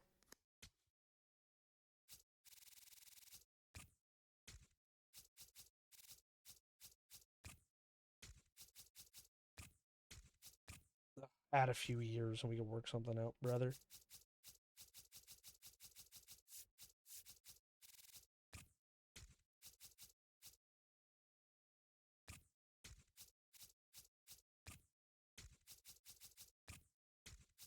So the Blue Jays did make a signing by getting Arias.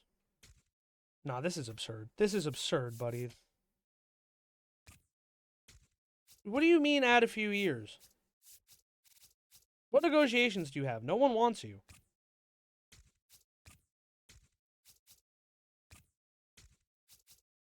What do you even want? You want 6.4?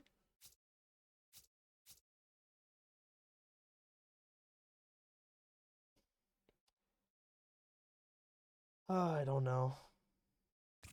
Fuck it, whatever. Caleb Ferguson, welcome back. We have no money. We have absolutely no money. We have way too many people on the Major League roster. 1, 2, 3, 4, 5, 6, 7, 8, 9, 10, 11, 12, 13, 14. Yeah, we have one too many pitchers. That's awesome. Why did I do that? Might be able to make one last trade. And maybe I will be able to get rid of Brooks Raley or something. Andy Coulombe's actually like the worst one, so maybe I'm just stinky.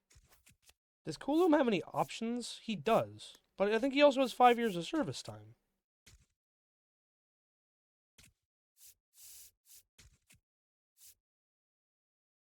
Okay, I'll DFA Danny Coulombe for now. Someone's probably gonna fucking take him though. That's a problem. Catchers, we still have two. Spencer Steer, Vinny Pasquantino. You're all here. You're good. Ian Happ, TJ Friedel. Where's our problem then? I think we just have probably too many position players still on the roster. Yeah.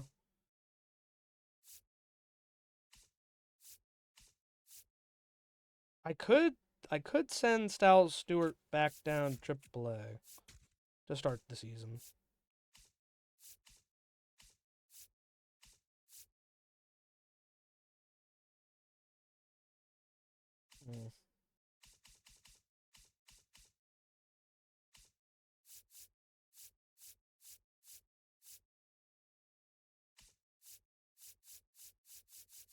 I know what happened.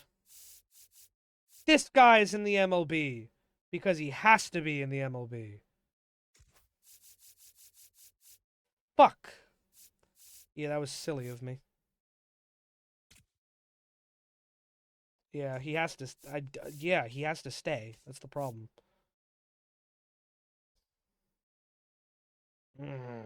Why did I do that? Because you have 5 years of service time. I can't DFA you. I think he's just gonna end up going back to the A's. That's the problem. I don't want to send either of you guys down. You guys all have 5 years of service time too, so I really can't do shit. Oh, this is a problem.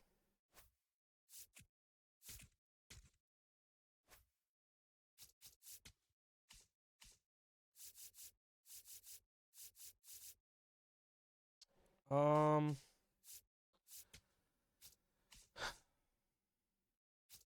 Oh, wow. Matt Strom went to the Orioles.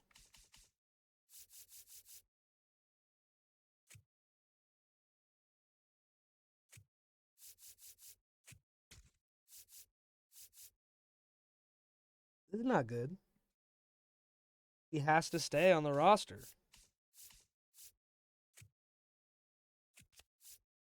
Brian Hayes was good, and he only played 31 games. He is 30 years old, and he's eating up $8 million. Probably could get something for him. Probably get like a little bit of a prospect haul. Maybe, if we're lucky. Who would I like to take? Maybe from the Orioles. They have some guys I wouldn't mind having. Like Griffo Farrell. Wow, they locked up like everybody. Kenzie Noel is out here too. I doubt they're gonna even take that offer, but fuck it, I'll throw it out there. Yeah, trade rejected. All right, who might be out here looking for a third baseman? Who out here looking for a third baseman? Who isn't a prospect? Dun, dun, dun, dun, dun, dun, dun, dun, dun. Oh, the Phillies are. The Phillies want a third baseman. Phillies. Phillies. What can I have? Filet. I forgot they got Ryan Jeffers. You fuckers. You fuckers. Arun Escobar. He's on the come up. He's a C potential. Could I maybe? I doubt it. They're not going to take a C potential older guy for a B potential younger guy. So, I mean, maybe taking Arun Escobar just could be the move. He is young. 22 C potential second baseman. I wouldn't mind another third baseman. 25-year-old C potential third baseman. Are you on the come up? You are. Christian Cairo. They can't afford it. They can't afford it. They're asking for a third baseman. They can't even afford a third baseman. The Brewers, but they're not going to want to give me shit. It's the Brewers. I don't really want to help them either, to be honest. The Diamondbacks. But they can't afford anything. The Dodgers can't afford anything. All of these other teams have no budget. Prospects, young MLB third base. Like, I don't know what to do here.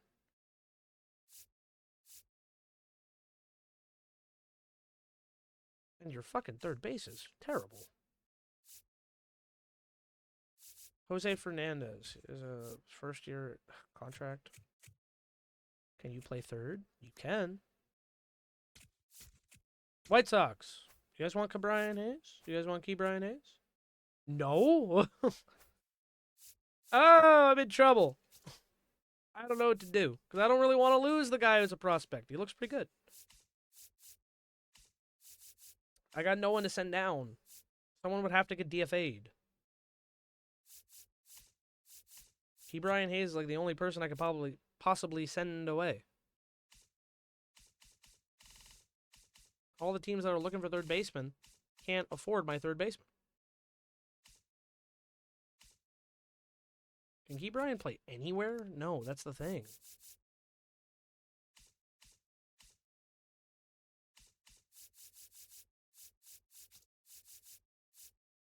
This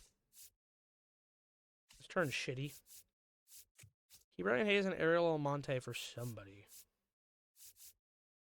Pedro Pajes, who is young and probably has options. You've not played 5 years. Yeah. What do you say, Cardinals? What do you say, guys? Fuck!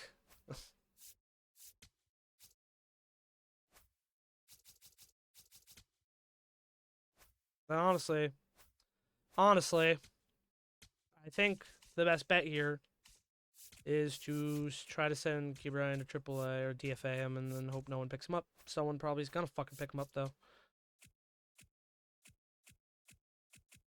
Okay, spring training is starting. What are we then? Did everyone stay?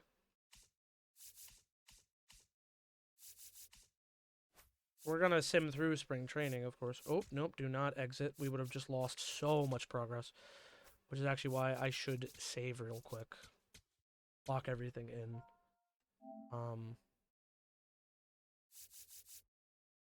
Save over Reds July 30th.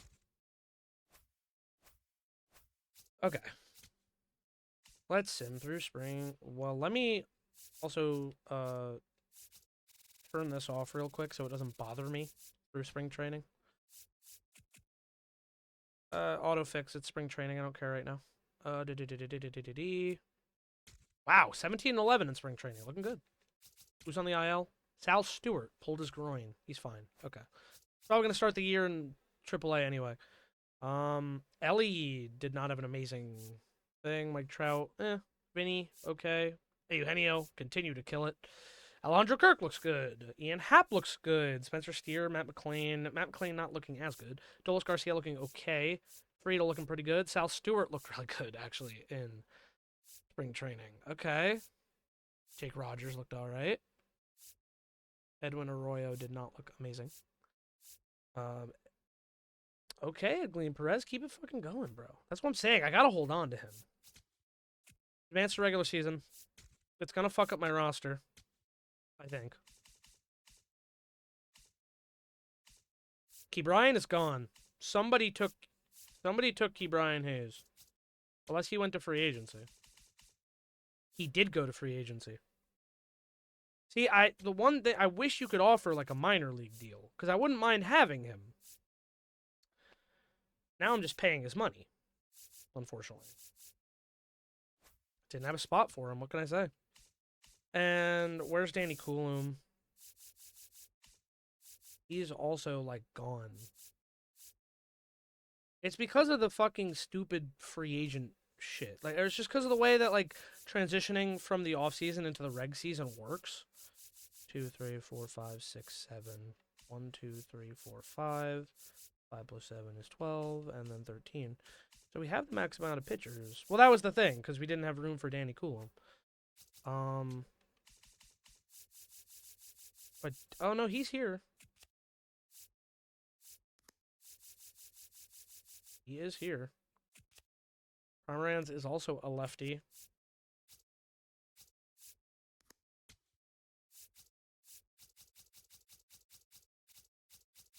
Do I have the budget?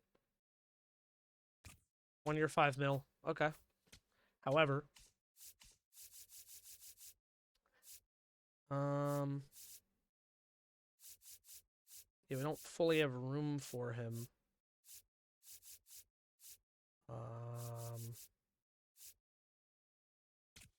Can I move Anthony Bender to AAA? I'm gonna.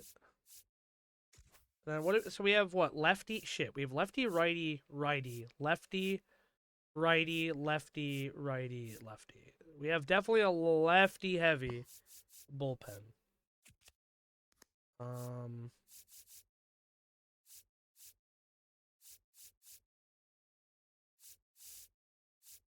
Now Bender struggled the most though. So I'm going to DFA him. And then in a couple days, I think we can outright him to AAA.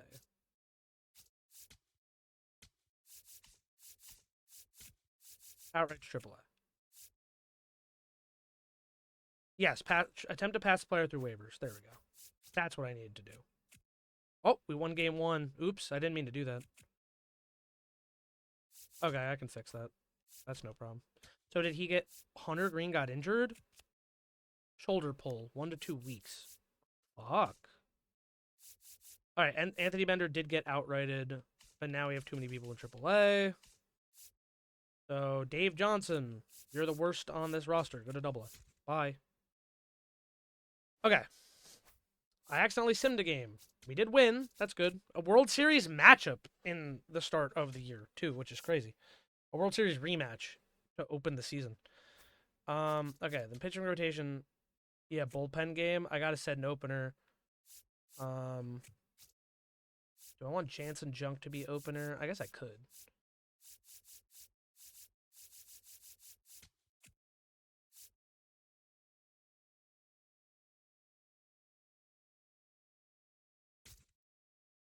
Oops. Yeah. Select opener. Sorry. Yeah. I didn't get that. I wanted the achievement. That's why. Okay. So bullpen game. Yeah. There we go. Horses in the bullpen. Is that what that fucking said? I don't remember. Okay. Well, we did win.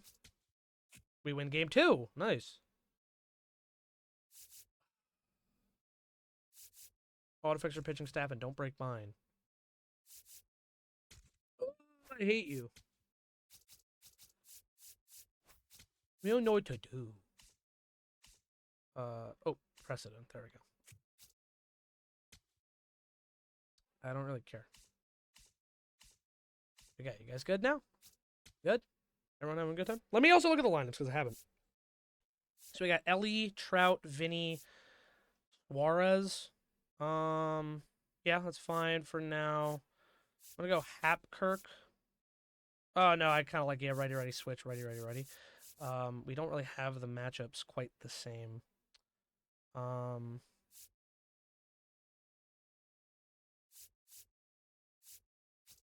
DJ Friedel probably should get playtime.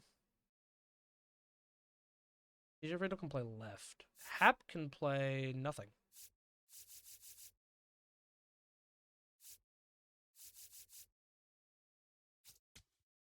I guess Friedel is just going to be a bench bat for now.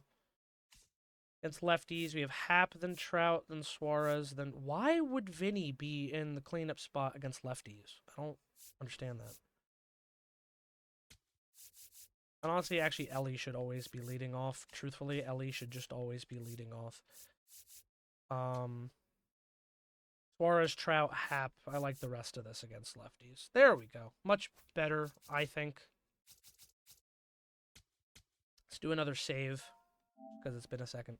And I want to play a game. Maybe we'll play a game against the Yankees.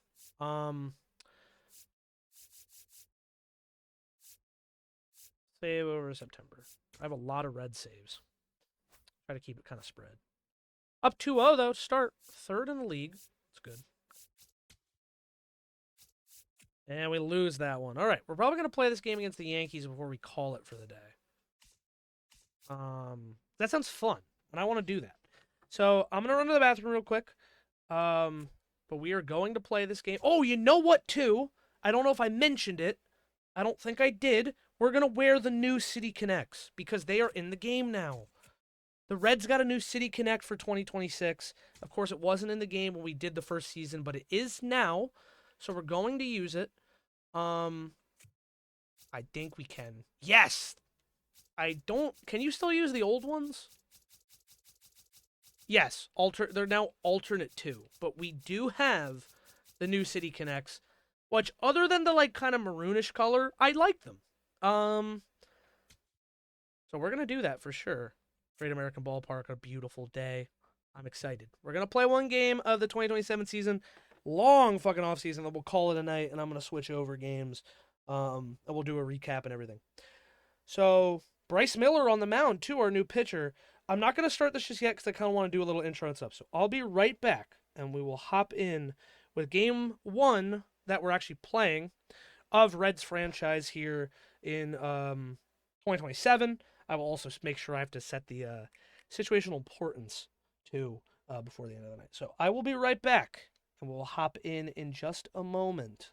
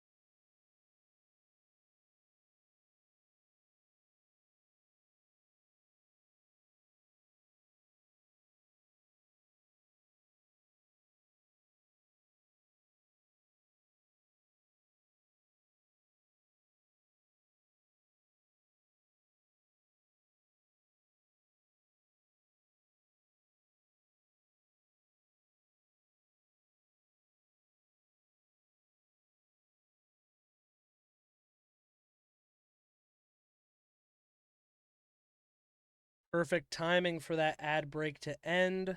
I am back. I'm ready to go. I'm super excited. Let me clear out some of the shit I have on my desktop. Alrighty. Let's get it going. Not game one. We actually already won a series. We're up 2-1. But first game of the Yankees series, Bryce Miller on the mound, our new acquisition in the offseason. His first start of the year. Damn, Chase Burns 0-1 with a 9 ERA. He might have been the game they lost. That's so sad. Anyway, let's hop in. Bryce Miller. And this slightly altered Reds offense.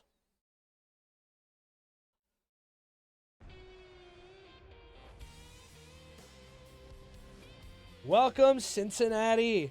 We are in for a special game here at Great American Ballpark. The reigning World Series champ Cincinnati Reds, 2-1 to start the year, taking on the 1-2 New York Yankees. Ellie De La Cruz looking to extend to a 10-game hitting streak.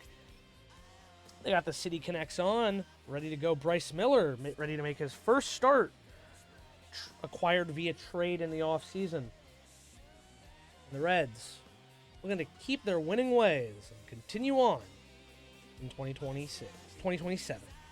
God, I always fuck up something when I'm talking. Coming up next, New York, Cincinnati. Here we go. Bryce Miller will take the mound. 32 games started in 2026, 161.2 innings, a 4.68 ERA with the Mariners. Now he's in Cincinnati, ready to make his first start of the year. He will face a Yankees offense. Ben Rice will lead off here. Also, sorry, before we actually get underway, let me make sure. I knew I was playing some other offline mode, so I had to make sure, so everything, all-star, and normal is all the same. All right. And Bryce Miller, that's and deals. And we are underway. That's a strike to Ben Rice. Last game, he was 0 for 5. Gonna get back on track for New York here. He's going to foul that splitter off. Also, we don't get to play the Yankees a lot because we're an NL team now. And, of course, if you've watched any of the Orioles streams or anything, you know that the Yankees are my real-life favorite team. So it's always fun for me to play the Yankees in these franchise modes. And that one's lifted to center by Rice. Mike Trout will saunter over and make the play. So, the Reds wearing these new City Connects, very similar to their other ones, just a red pinstripe with maroon arms. And taking on the Yankees starting lineup here, Ben Rice, then Aaron Judge, Giancarlo Stanton in the 3 spot, Cody Bellinger, Matt Chapman, Jason Dominguez, Austin Wells, Oswaldo Cabrera, and Jose Caballero at second. Jazz Chisholm, of course, left in the offseason to the rival Red Sox. They felt that loss, but Caballero was able to move over to second as more of a regular player. Matt Chapman now added to the hot corner. I'm not going to challenge that already. Oh, it was a strike, though. Aaron Judge steps in. Batted .400 to start this year. And he's going to hammer this one to center field. Mike Trout, backing up, makes the play. 2 Titans of the game. Phasing off here, and Judge will fly out to center. So Miller will win the battle there. And now Giancarlo Stanton struggling to start the year, batting .083. 2016 Home Run Derby champion, 2017 MVP in the NL with the Marlins. This could be his last year with the Yankees. Could be his last year in Major League Baseball. I'll have to wait and see. He's trying to make the most of it. 0-2 to Stanton. And he's going to foul away a fastball. Stay alive. And Miller deals. Strike 3 on the corner. The knuckle curve. It freezes Stanton. And it's a clean first inning for Bryce Miller. De La Cruz will lead off with Trout and Pasquantino to follow. Nothing here in Cincinnati. Clark Schmidt will take the mound back here. Pitched a little bit in 2026. Struggled quite a bit. Only 9 games started. Came off of Tommy John surgery. Trying to get himself back on track here in 2027. And he's going to face Ellie De La Cruz, batting .417 to start this season. Schmidt deals, and it's low. 1 for 3 last game, De La Cruz with a home run and an RBI. Of course, though, his speed is his strength. And De La Cruz will lift a cutter to center. And the play is made out there for out number 1. Is that Dominguez out? Is that it? Looks like it. Because Dominguez was in the lineup, I think. Here's the Red starting lineup. De La Cruz, Mike Trout, Vinny Pasquantino, Eugenio Suarez, the MVP 3, Alejandro Kirk, Ian Happ, Spencer Steer, Adolis Garcia, and Matt McClain. A lot of righty bats on the bench as well. Some interesting changes to this Reds lineup here in 2027. And Trout's going to chop one towards the middle, backhanded by Caballero, and in time to get Trout. So 3 pitches and 2 outs for Clark Schmidt.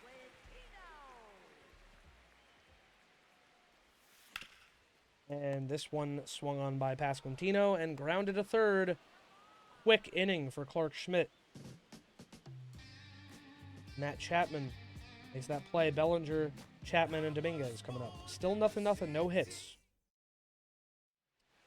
Buddy Bellinger steps in, batting .231 to start this season. Of course, in the 2025 offseason, he signed a 5-year deal with the Yankees to stay and commit with them. They did not make it far in the postseason both years Bellinger's been with the Yankees, but they for sure will fight. And Miller will strike out Bellinger quickly. Yeah, it's had a lot of changes to this Reds lineup this year. They lost Tyler Stevenson to the Pirates, a division rival, and they let Taylor Ward walk. Instead, they opted to sign Ian Happ, who took a very club-friendly contract, $16.65 million for 2 years. They bolstered the bullpen with trades, Andres Munoz and then Bryce Miller. They traded away Lodolo in that deal, but they believe in what they see in Miller, and Miller got a quick 1-2-3 inning there. And now Suarez, Kirk, and Happ coming up, so 2 of the new acquisitions along with last year's front-runner for this team. Eugenio Suarez steps in now. He signed a 2-year extension with the Reds mid-season last year. He's having a fantastic 2026. MVP 3 is where he placed home run champion, full all-star on this team, and a home run derby win to show for it, as well as a World Series ring. Got back after being bounced in the CS with the Mariners in 25. And he's going to get a leadoff double for the first hit for the Reds. His 3rd double of the year already. And that brings up the catcher, Alejandro Kirk.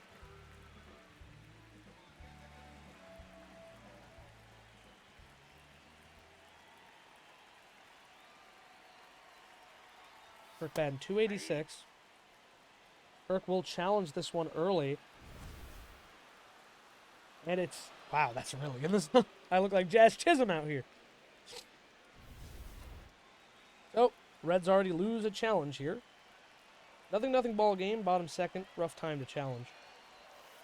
Guess Kirk must have felt confident in it, but no. It was quite low. Or it was quite in the zone. 1-1 to Kirk. This one hit to right field. Back. Judge makes the play. Taking off is Suarez. Throw cut off by Caballero. And not in time. Suarez gets in there with the tag. It was a close play. A good relay, just not enough. Now Ian Happ has a chance with 1 out. Give the Reds an early lead. Ian Happ, probably one of the more interesting stories this offseason. 2 home runs away from 200, by the way, but spent his entire career with the Cubs and signed to a division rival in the Reds for a 2-year deal. He's very interested in coming here after their World Series victory and the way they handled the Cubs with a 2-0 sweep in the wild card. Happ took a change of scenery, made way for some younger guys. Happ will foul away a sinker, 1-2 now. Clark hunting for the strikeout. And Ian Happ will crack one into center field. Base hit, and it's an RBI single. So the Reds lead 1-0 here in the bottom of the 2nd.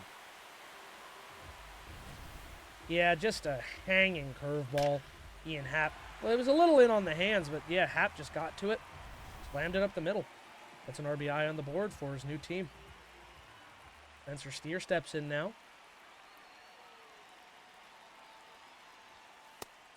That one inside for a strike. Steer floated around with some trade rumors, but none were made. They did not want to part with their first baseman. They have him under control for a while. Acquired from Minnesota in 22. And he was a big contributor for this Reds team last year in their win. Takes outside 2-1. Steer ahead in the count now. Happ leading off at first. 1 runs inside. 3-1 on Steer with Adolis Garcia on deck.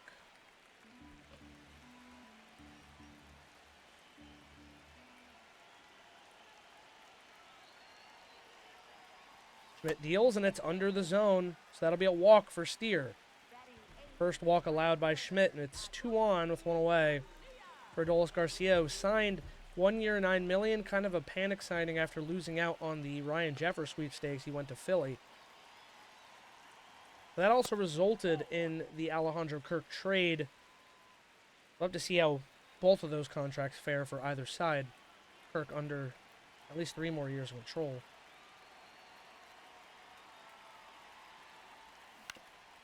Garcia swings on that slider early and fouls it away. 2 on, 1 out. Cincinnati leading 1-0. Garcia hits this hard to short.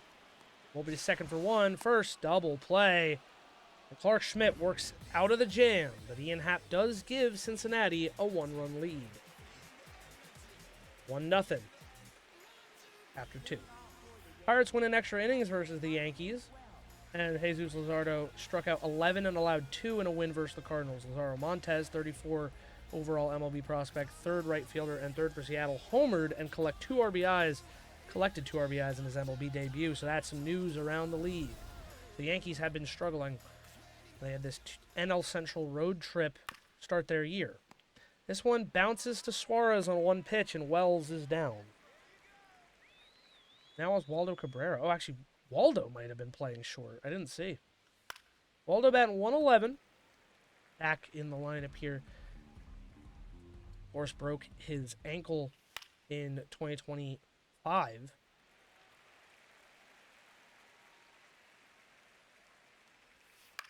So it's nice to see him back on the diamond. 0-2 on Cabrera with 1 away. Hammered to right. Garcia over and makes the play. 2 away. Now Jose Caballero. And he'll crack that up the middle for a base hit, so the Yankees will get a runner on. Ooh, his speed's dropping. I just noticed looking at his numbers. 67 on the speed. 99 steal still. Strike there inside on Rice.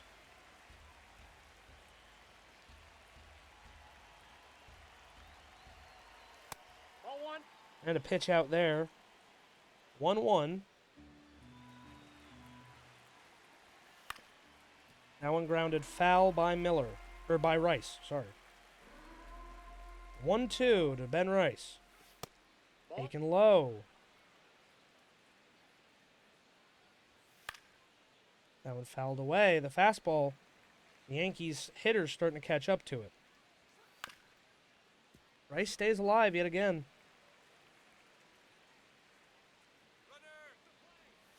And swing and a miss over the knuckle curve. Added that to the sequence, and Rice is down on strikes. Miller only gives up the 1 hit. The stay is 1-0 Reds.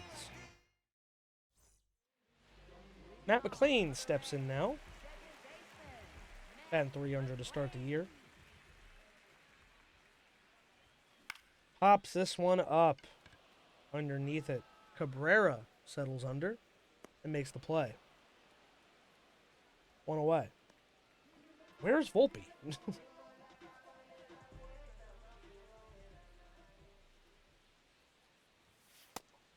Damn, that cutter, bro. Clark Schmidt's kind of fooling the shit out of me.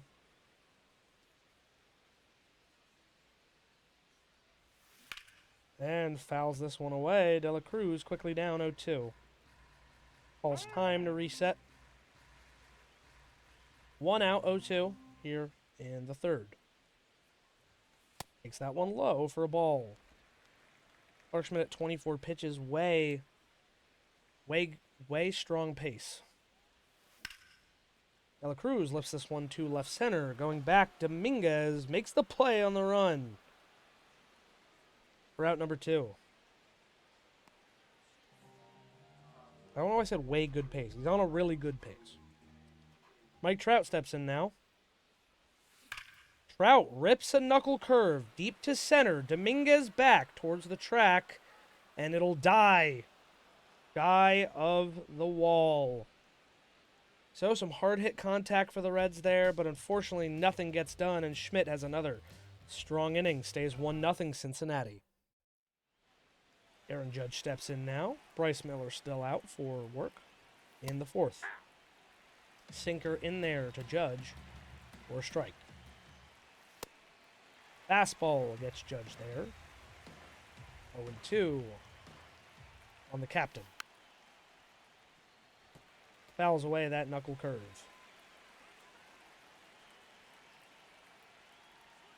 And grounded. Steers got it. And throws it over to Miller for out number 1. Great play there. Yeah, Bryce Miller has a very nice pitch mix. If he can just hone that control, he could be an absolutely dominant starter for this Reds team. 2 strikes now on Giancarlo Stanton. Miller not on a bad pace himself. And the splitter gets Stanton to swing and miss. 2 away. 4th K for Bryce Miller in his homestand start. Cody Bellinger now. He'll ground that one foul.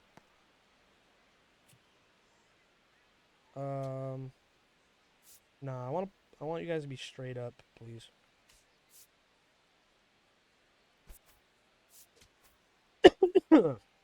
There's so many times where auto shift fucks me, and that would have been one of those times if that was fair. That would have been an easy double. And under the right circumstances, even in the left field corner, a triple. But hey, it doesn't matter. We get the strikeout on Bellinger. Miller is dealing. Cincinnati still leads 1-0 going to the bottom of the 4th. Vinny Pasquantino steps in now.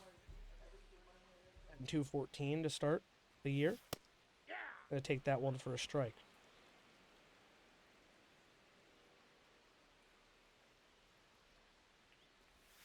And up the middle for Pasquantino. Base hit for the Reds. Get things going here, bottom 4th.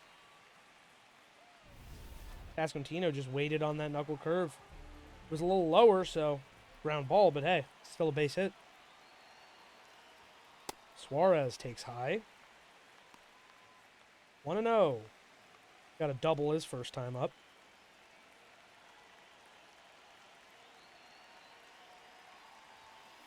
And this one fouled away by Suarez. 1-1.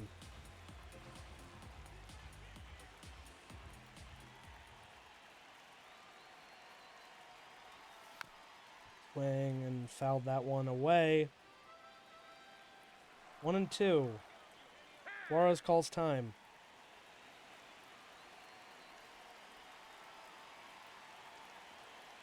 Schmidt sets, deals. And Suarez fouls another away.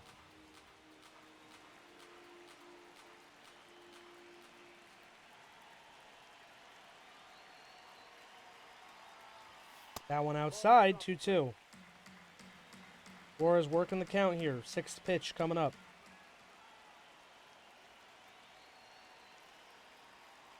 That one outside, full up. Alejandro Kirk on deck.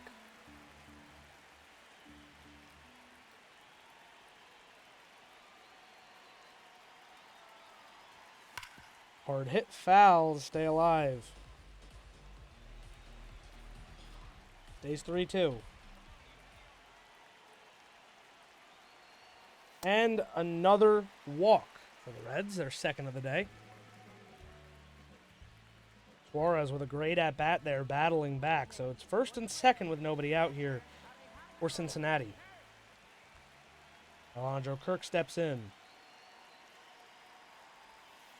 And he's going to foul that knuckle curve away. Schmidt looking for the double play ball.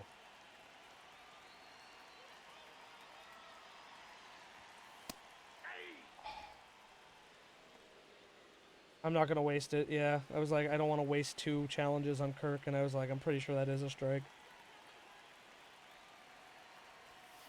And Kirk through the right side. A base hit. It'll load the bags.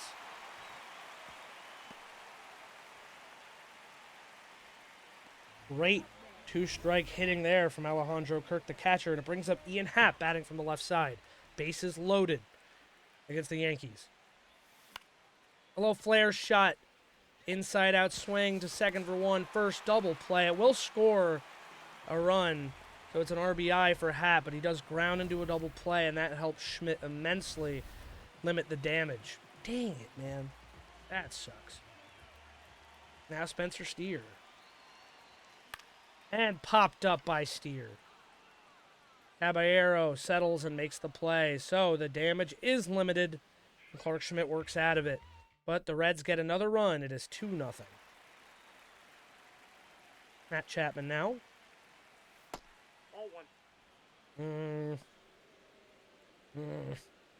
Yeah, I think I would have been ruled a ball by like pixels. Now that one I'm pretty sure is, yes, a strike. 1-1. Ball, that's low. I am going to challenge that. Oh, I thought that touched the box. Well, we're out of challenges. Unfortunate.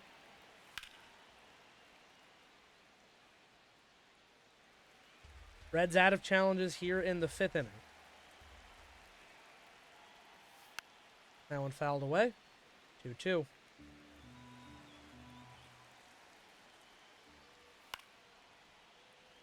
Batman fouls away another fastball. Low. Pull up on Matt Chapman, the pitch. Fouled away again. 9th pitch, this AB coming. Hammered to left. Happ.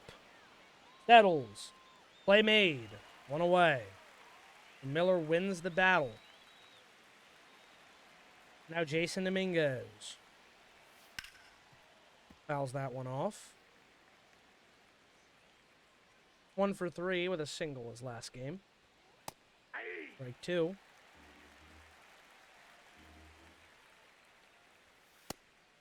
I don't have a challenge. Oh, it was a ball anyway. Okay. Makes me feel a little better. This one hit to the right side and a foul.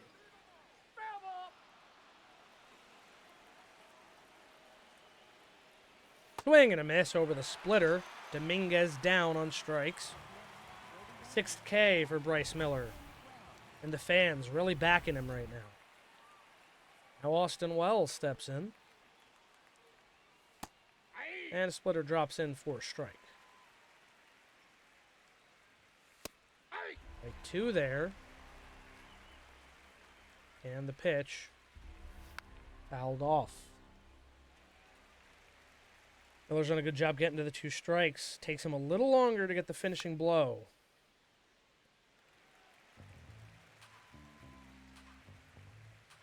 Miller deals. Stays 0-2. Do it again. Fouled off. Bryce Miller's pitch count has skyrocketed this inning. A lot of foul contact. And the splitter again works out as Austin Wells strikes out. Here's the comparison. Clark Schmidt 4 innings, Bryce Miller 5. 2 runs earned for Clark Schmidt, none for Bryce Miller. 4 hits versus 1, 2 walks for Schmidt, none for Miller, and 7 Ks to none for Bryce Miller. And honestly, pretty solid start from Clark Schmidt. He's limited damage where it mattered. Garcia will foul away a sinker to start.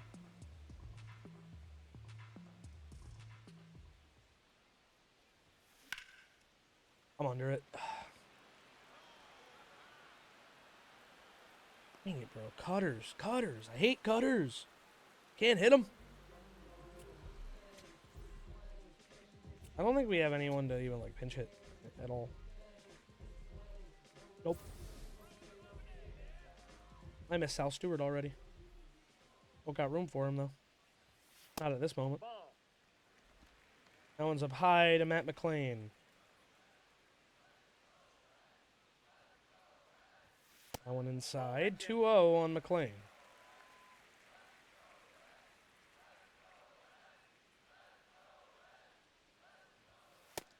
That one called for a strike. It was. It's touching the box.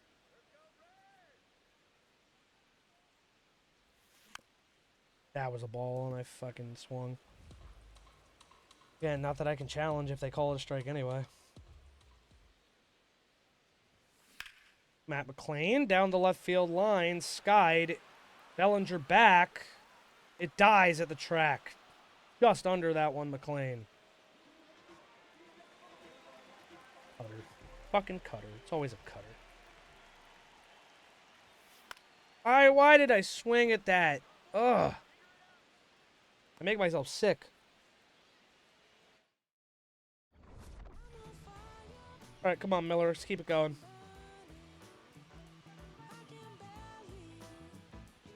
Cool shot.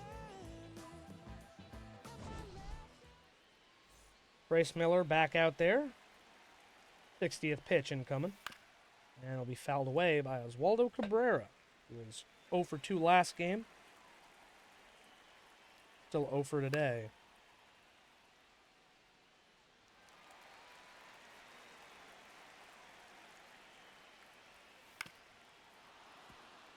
Foul ball. The 0-2. Strike 3 freezes Cabrera. And he goes down. That's the 8th strikeout for Bryce Miller. Offense for the Reds has been kind of quiet tonight. Foul ball. They need the pitching to keep them in this. That's quickly 0-2 on Caballero. The failed bunt, and then he takes a strike. And swing and a miss over that splitter yet again. 9th K for Bryce Miller. And now Ben Rice, who is dangerous, could cut the lead in half with one quick swing. Nope, that's down. Takes low there, but no challenge for the Reds, because they do not have any. 1-2 now on Ben Rice. Takes low.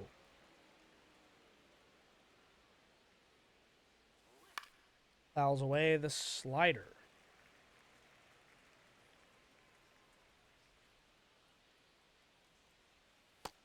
Yeah, it was a bad one. 3-2 now on Ben Rice with Aaron Judge on deck. Strike 3. And Ben Rice goes down again. 10 strikeouts for Bryce Miller in his homestand. 2-3-4 coming up. Mike Trout, Vinny Pasquantino, and Eugenio Suarez. Mike Trout steps in now. Had a good 2026, 282 average, 36 home runs, 89 RBIs, 956 OPS, and of course, NLCS MVP, a World Series ring to his name. 0 for 2 today, though. Just missed a homer his last time up. It died in center field.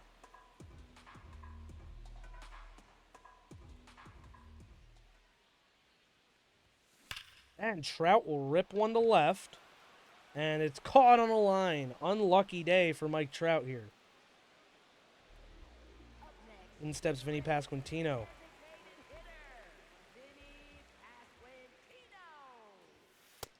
Yeah, it's a strike. Give it to me in the corner. He kind of did, but it was under the zone. 2 away. On 2 pitches. Telling you, once the bullpen comes out, I'll start hitting. Making Clark Schmidt look like a Cy Young contender. Nice play up the middle for Caballero, and they get the 2-3-4 in order on a handful of pitches. Stays 2-0.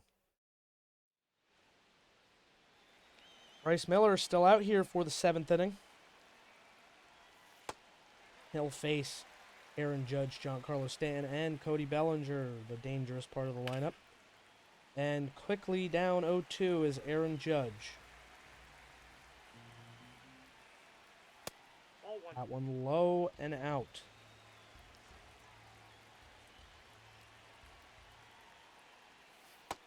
That's ball two. Judge takes those 2 breaking balls. Jammed to right.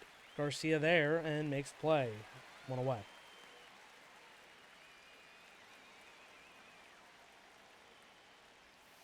Stanton will get a base hit up the middle on the first pitch he sees. Gets that splitter.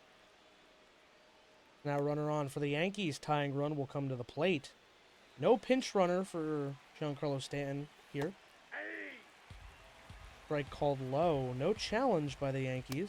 Aye. Bellinger quickly down 0-2. That's a ball. Takes that one low. Swing and a miss over the slider. 2 away. And the 11th strikeout for Bryce Miller. Aye. Only 84 pitches for Miller. He might come out in the 8th.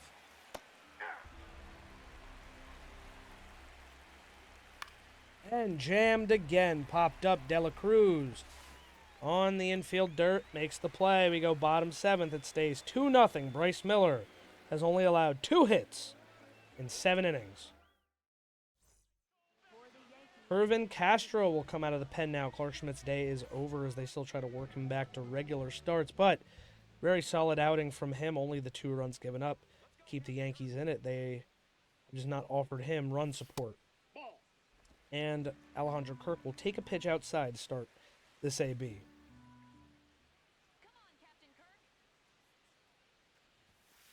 Good pitch there by Castro on the inside. That's a strike, 1-1.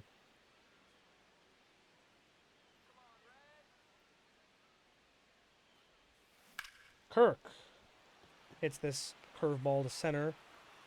And Dominguez there to make the play, 1 away. Now Ian Happ, 1 for 2. He had an RBI his last time up. And an RBI single for the first run of the game. He actually has knocked in both RBIs, but the double play was tough as it really got Schmidt out of a jam with the bases loaded and only 1 out. Or the bases loaded and no outs. Ball one. Takes outside 1-1.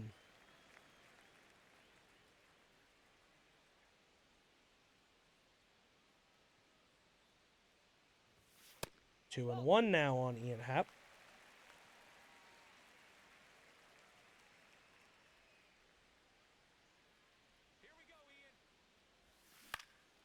Happ will lift this one to right field. Base hit. So Happ has another knock. Gets aboard. Spencer Steer with a chance now.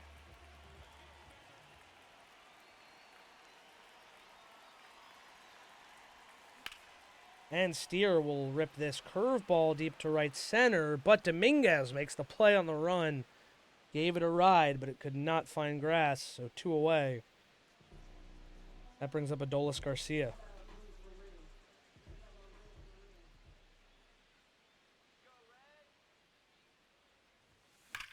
Adolis hard hit to second, but Caballero's there. So that'll do it. Stays 2-0. And only 1 hit for the Reds. Just a quiet game tonight. And Bryce Miller back out to pitch the 8th inning now. I'll face Jason Dominguez to start. 87 pitches for Miller.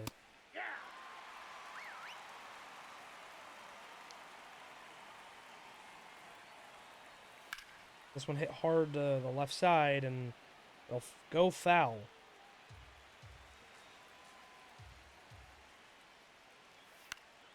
Tries to jam Dominguez. Instead, it's driven to left for a knock. The Yankees have a runner aboard. The tying run once again will come to the plate. in Austin Wells. That's a ball. Splitter taken low.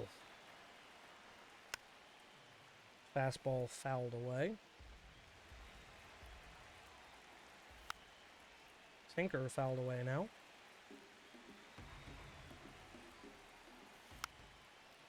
Wells stays alive. 1-2.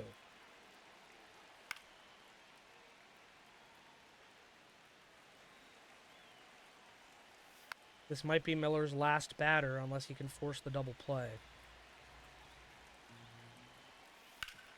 Up the middle, De La Cruz can't make it. That allows another base runner. The Yankees trying to rally here with 2 on and no outs. Brings up Oswaldo Cabrera. Switch righty left, bro. Oh, man. Let's go with Jansen Junk. Francona will go to the pen. Miller's day is done with 2 on and nobody out. Nope, that's a ball. Jansen Junk takes over in this tight situation. Hop to the left side and foul. That's ball 2. 2-1. Hopped up to shallow left. Trout coming in on the ball. Makes the play. 1 away. Gets the ball in quickly to Suarez. Now Jose Caballero will have to face the righty. Ball 1. Hey.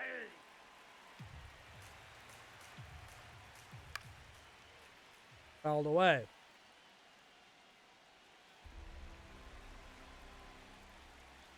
Swing and a miss. 2 down.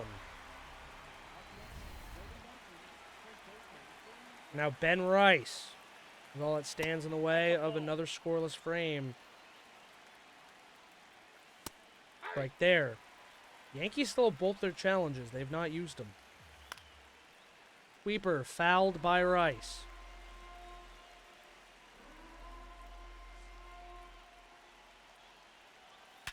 Hammered up the middle, base knock. Rice wins the battle and the run will score. That one's attributed to Bryce Miller, and the Yankees have cut the lead in half. And now it's Aaron Judge. Hey. And Francona elects to pitch to Aaron Judge. Swing and a miss, and Junk gets out of it. They give up 1 run, but the lead holds. Jansen Junk fired up here in Cincy. And the Reds come back to bat yet again. Bottom 8th coming up. 2-1 Reds. The Yankees put up 1. Fortunately, that run goes to Miller. That's a shame.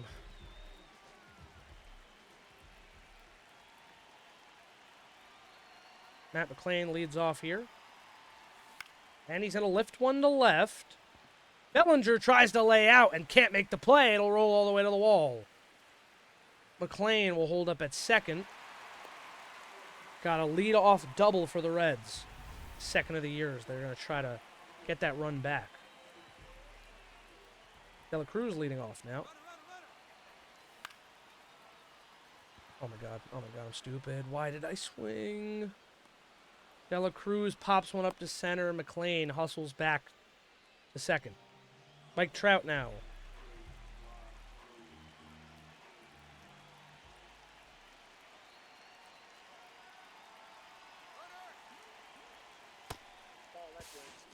McLean in there at third, so now a little bit more insurance.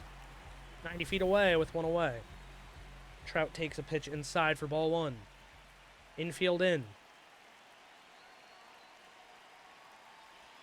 And Mike Trout rips one to left field, and it's gone. He didn't miss that one. 397, and an absolute moonshot for Mike Trout.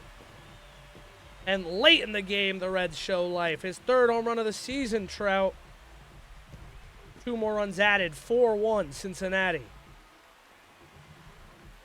Absolutely beautiful hit there. And a well-needed boost to this Reds offense. Yeah, just an inside pitch, and he jumps all over it with that beautiful swing we've seen for over a decade. Castro knew it. Similar swing to what we saw in that NLCS last year against Gregory Soto. Upper inside changeup. Trout drove it off the scoreboard.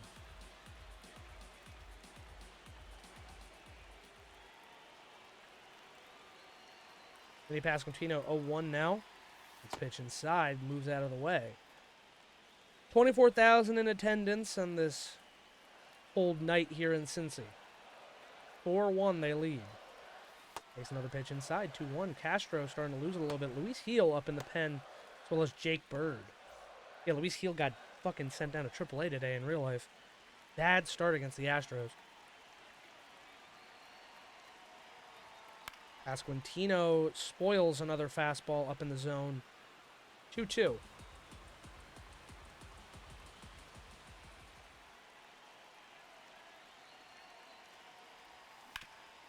Hammered hard but foul. Stay alive. 2-2. It'll remain. Castro about to throw his 19th pitch in relief. Strike 3 call. Pasquantino does not like the call, but there's no ABS challenges left, and Castro's day is now done. And Luis Heel will come into the game. It was touching the zone, damn. Eugenio Suarez now. Let's pitch up. 1-0 on Suarez.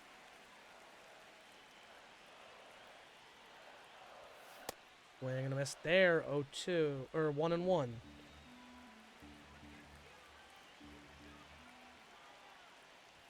I didn't want to swing. I tried to check.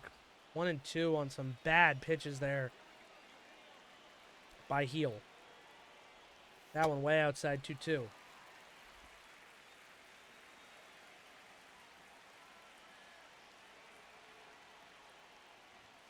Suarez hits this fastball towards center. Dominguez will settle and make the play. So that'll do it.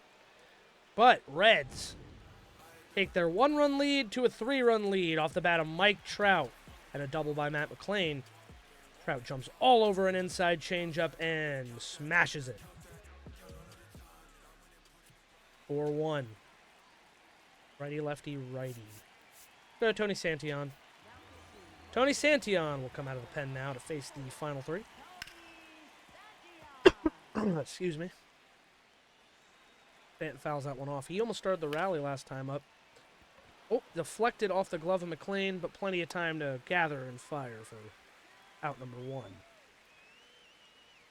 Cody Bellinger steps in now. And he's going to jump on the first pitch and foul it off hard to the right side. Strike 2 for Santillan. That slurve just breaks back in, and Bellinger with a little bit of a defensive swing there. Stay alive. And swings over the 69-mile-per-hour circle change. It looks like a knuckleball out of the hand of Santillan. 2 away. Yankees down to their last out.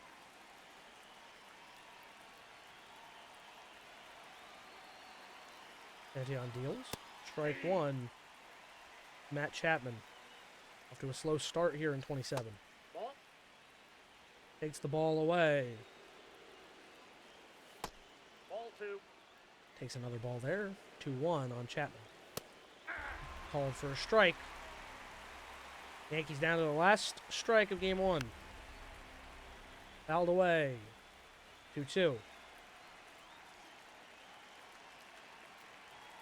Santillan ties up Chapman, and the Reds take this first game of the series. Mike Trout, big man there. Bryce Miller, also a great performance, only the 1 earned. Left him in a little too long, but still, the Reds find a way, add on late, and it is a nice 4-1 victory over the New York Yankees. Reds lead the series 1-0. I'll be back tomorrow night with more. Oh my gosh, the driveway song. Yay! I have to skip it though. I turned on menu music because, bro, I noticed the games were so quiet. Like we didn't even get like the normal MLB The Show, like do do do do do do do do do do. So I was like, I need to turn that shit back on so we have some music. But yeah, Bryce Miller with a nice victory there. We're up 3-1. Can we take another one? We do. And we did lose the last game. Hey, but we won 2 series. We'll stop there though. Before I forget, let me reset this. Because we're gonna need that, man. We're gonna need that. It might have even popped up if I hadn't done the other thing before. But yeah, so we have an interesting year ahead. We have a very interesting team. I don't think this team is gonna be exactly the same as it is.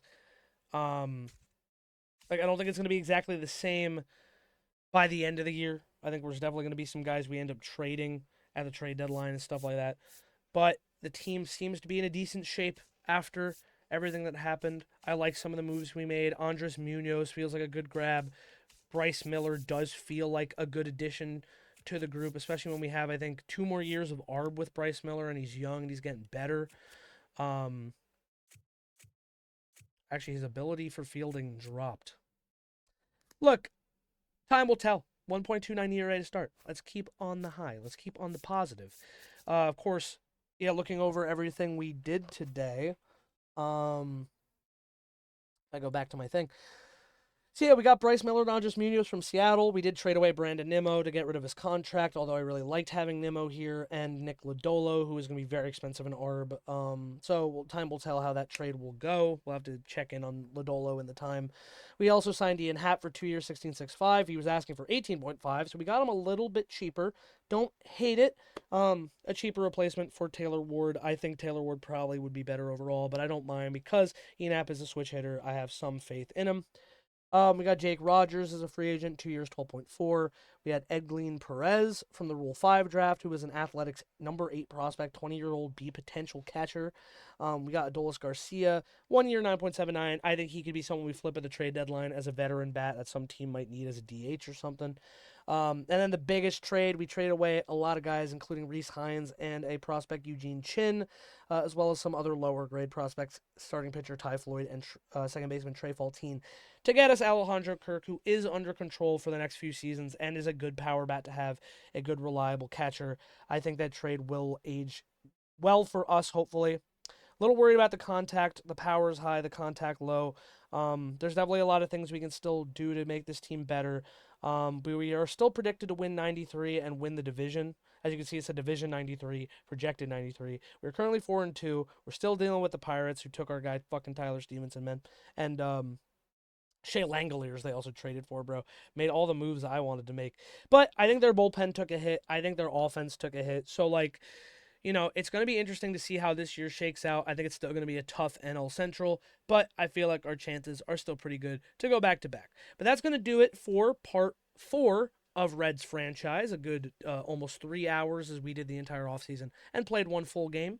It was a lot of fun. So next time we'll try to maybe do the entirety of the rest of the season. Like we'll do through the All-Star break, trade deadline to the end of the season, and then of course episode 5 or sorry next would be episode 5. So episode 6 would be the 2027 postseason, probably. And yeah, we'll just keep it moving. I took a little bit of a hiatus from this because I was not only sick again, I had a bunch of other personal stuff going on that I'm just not going to talk about on stream, but just it took a lot of time away from me to be able to do a lot of this stuff going on. So do a lot of this other stuff I want to do, just with other stuff I have to take care of and whatnot. But I hope to be back with some other stuff soon.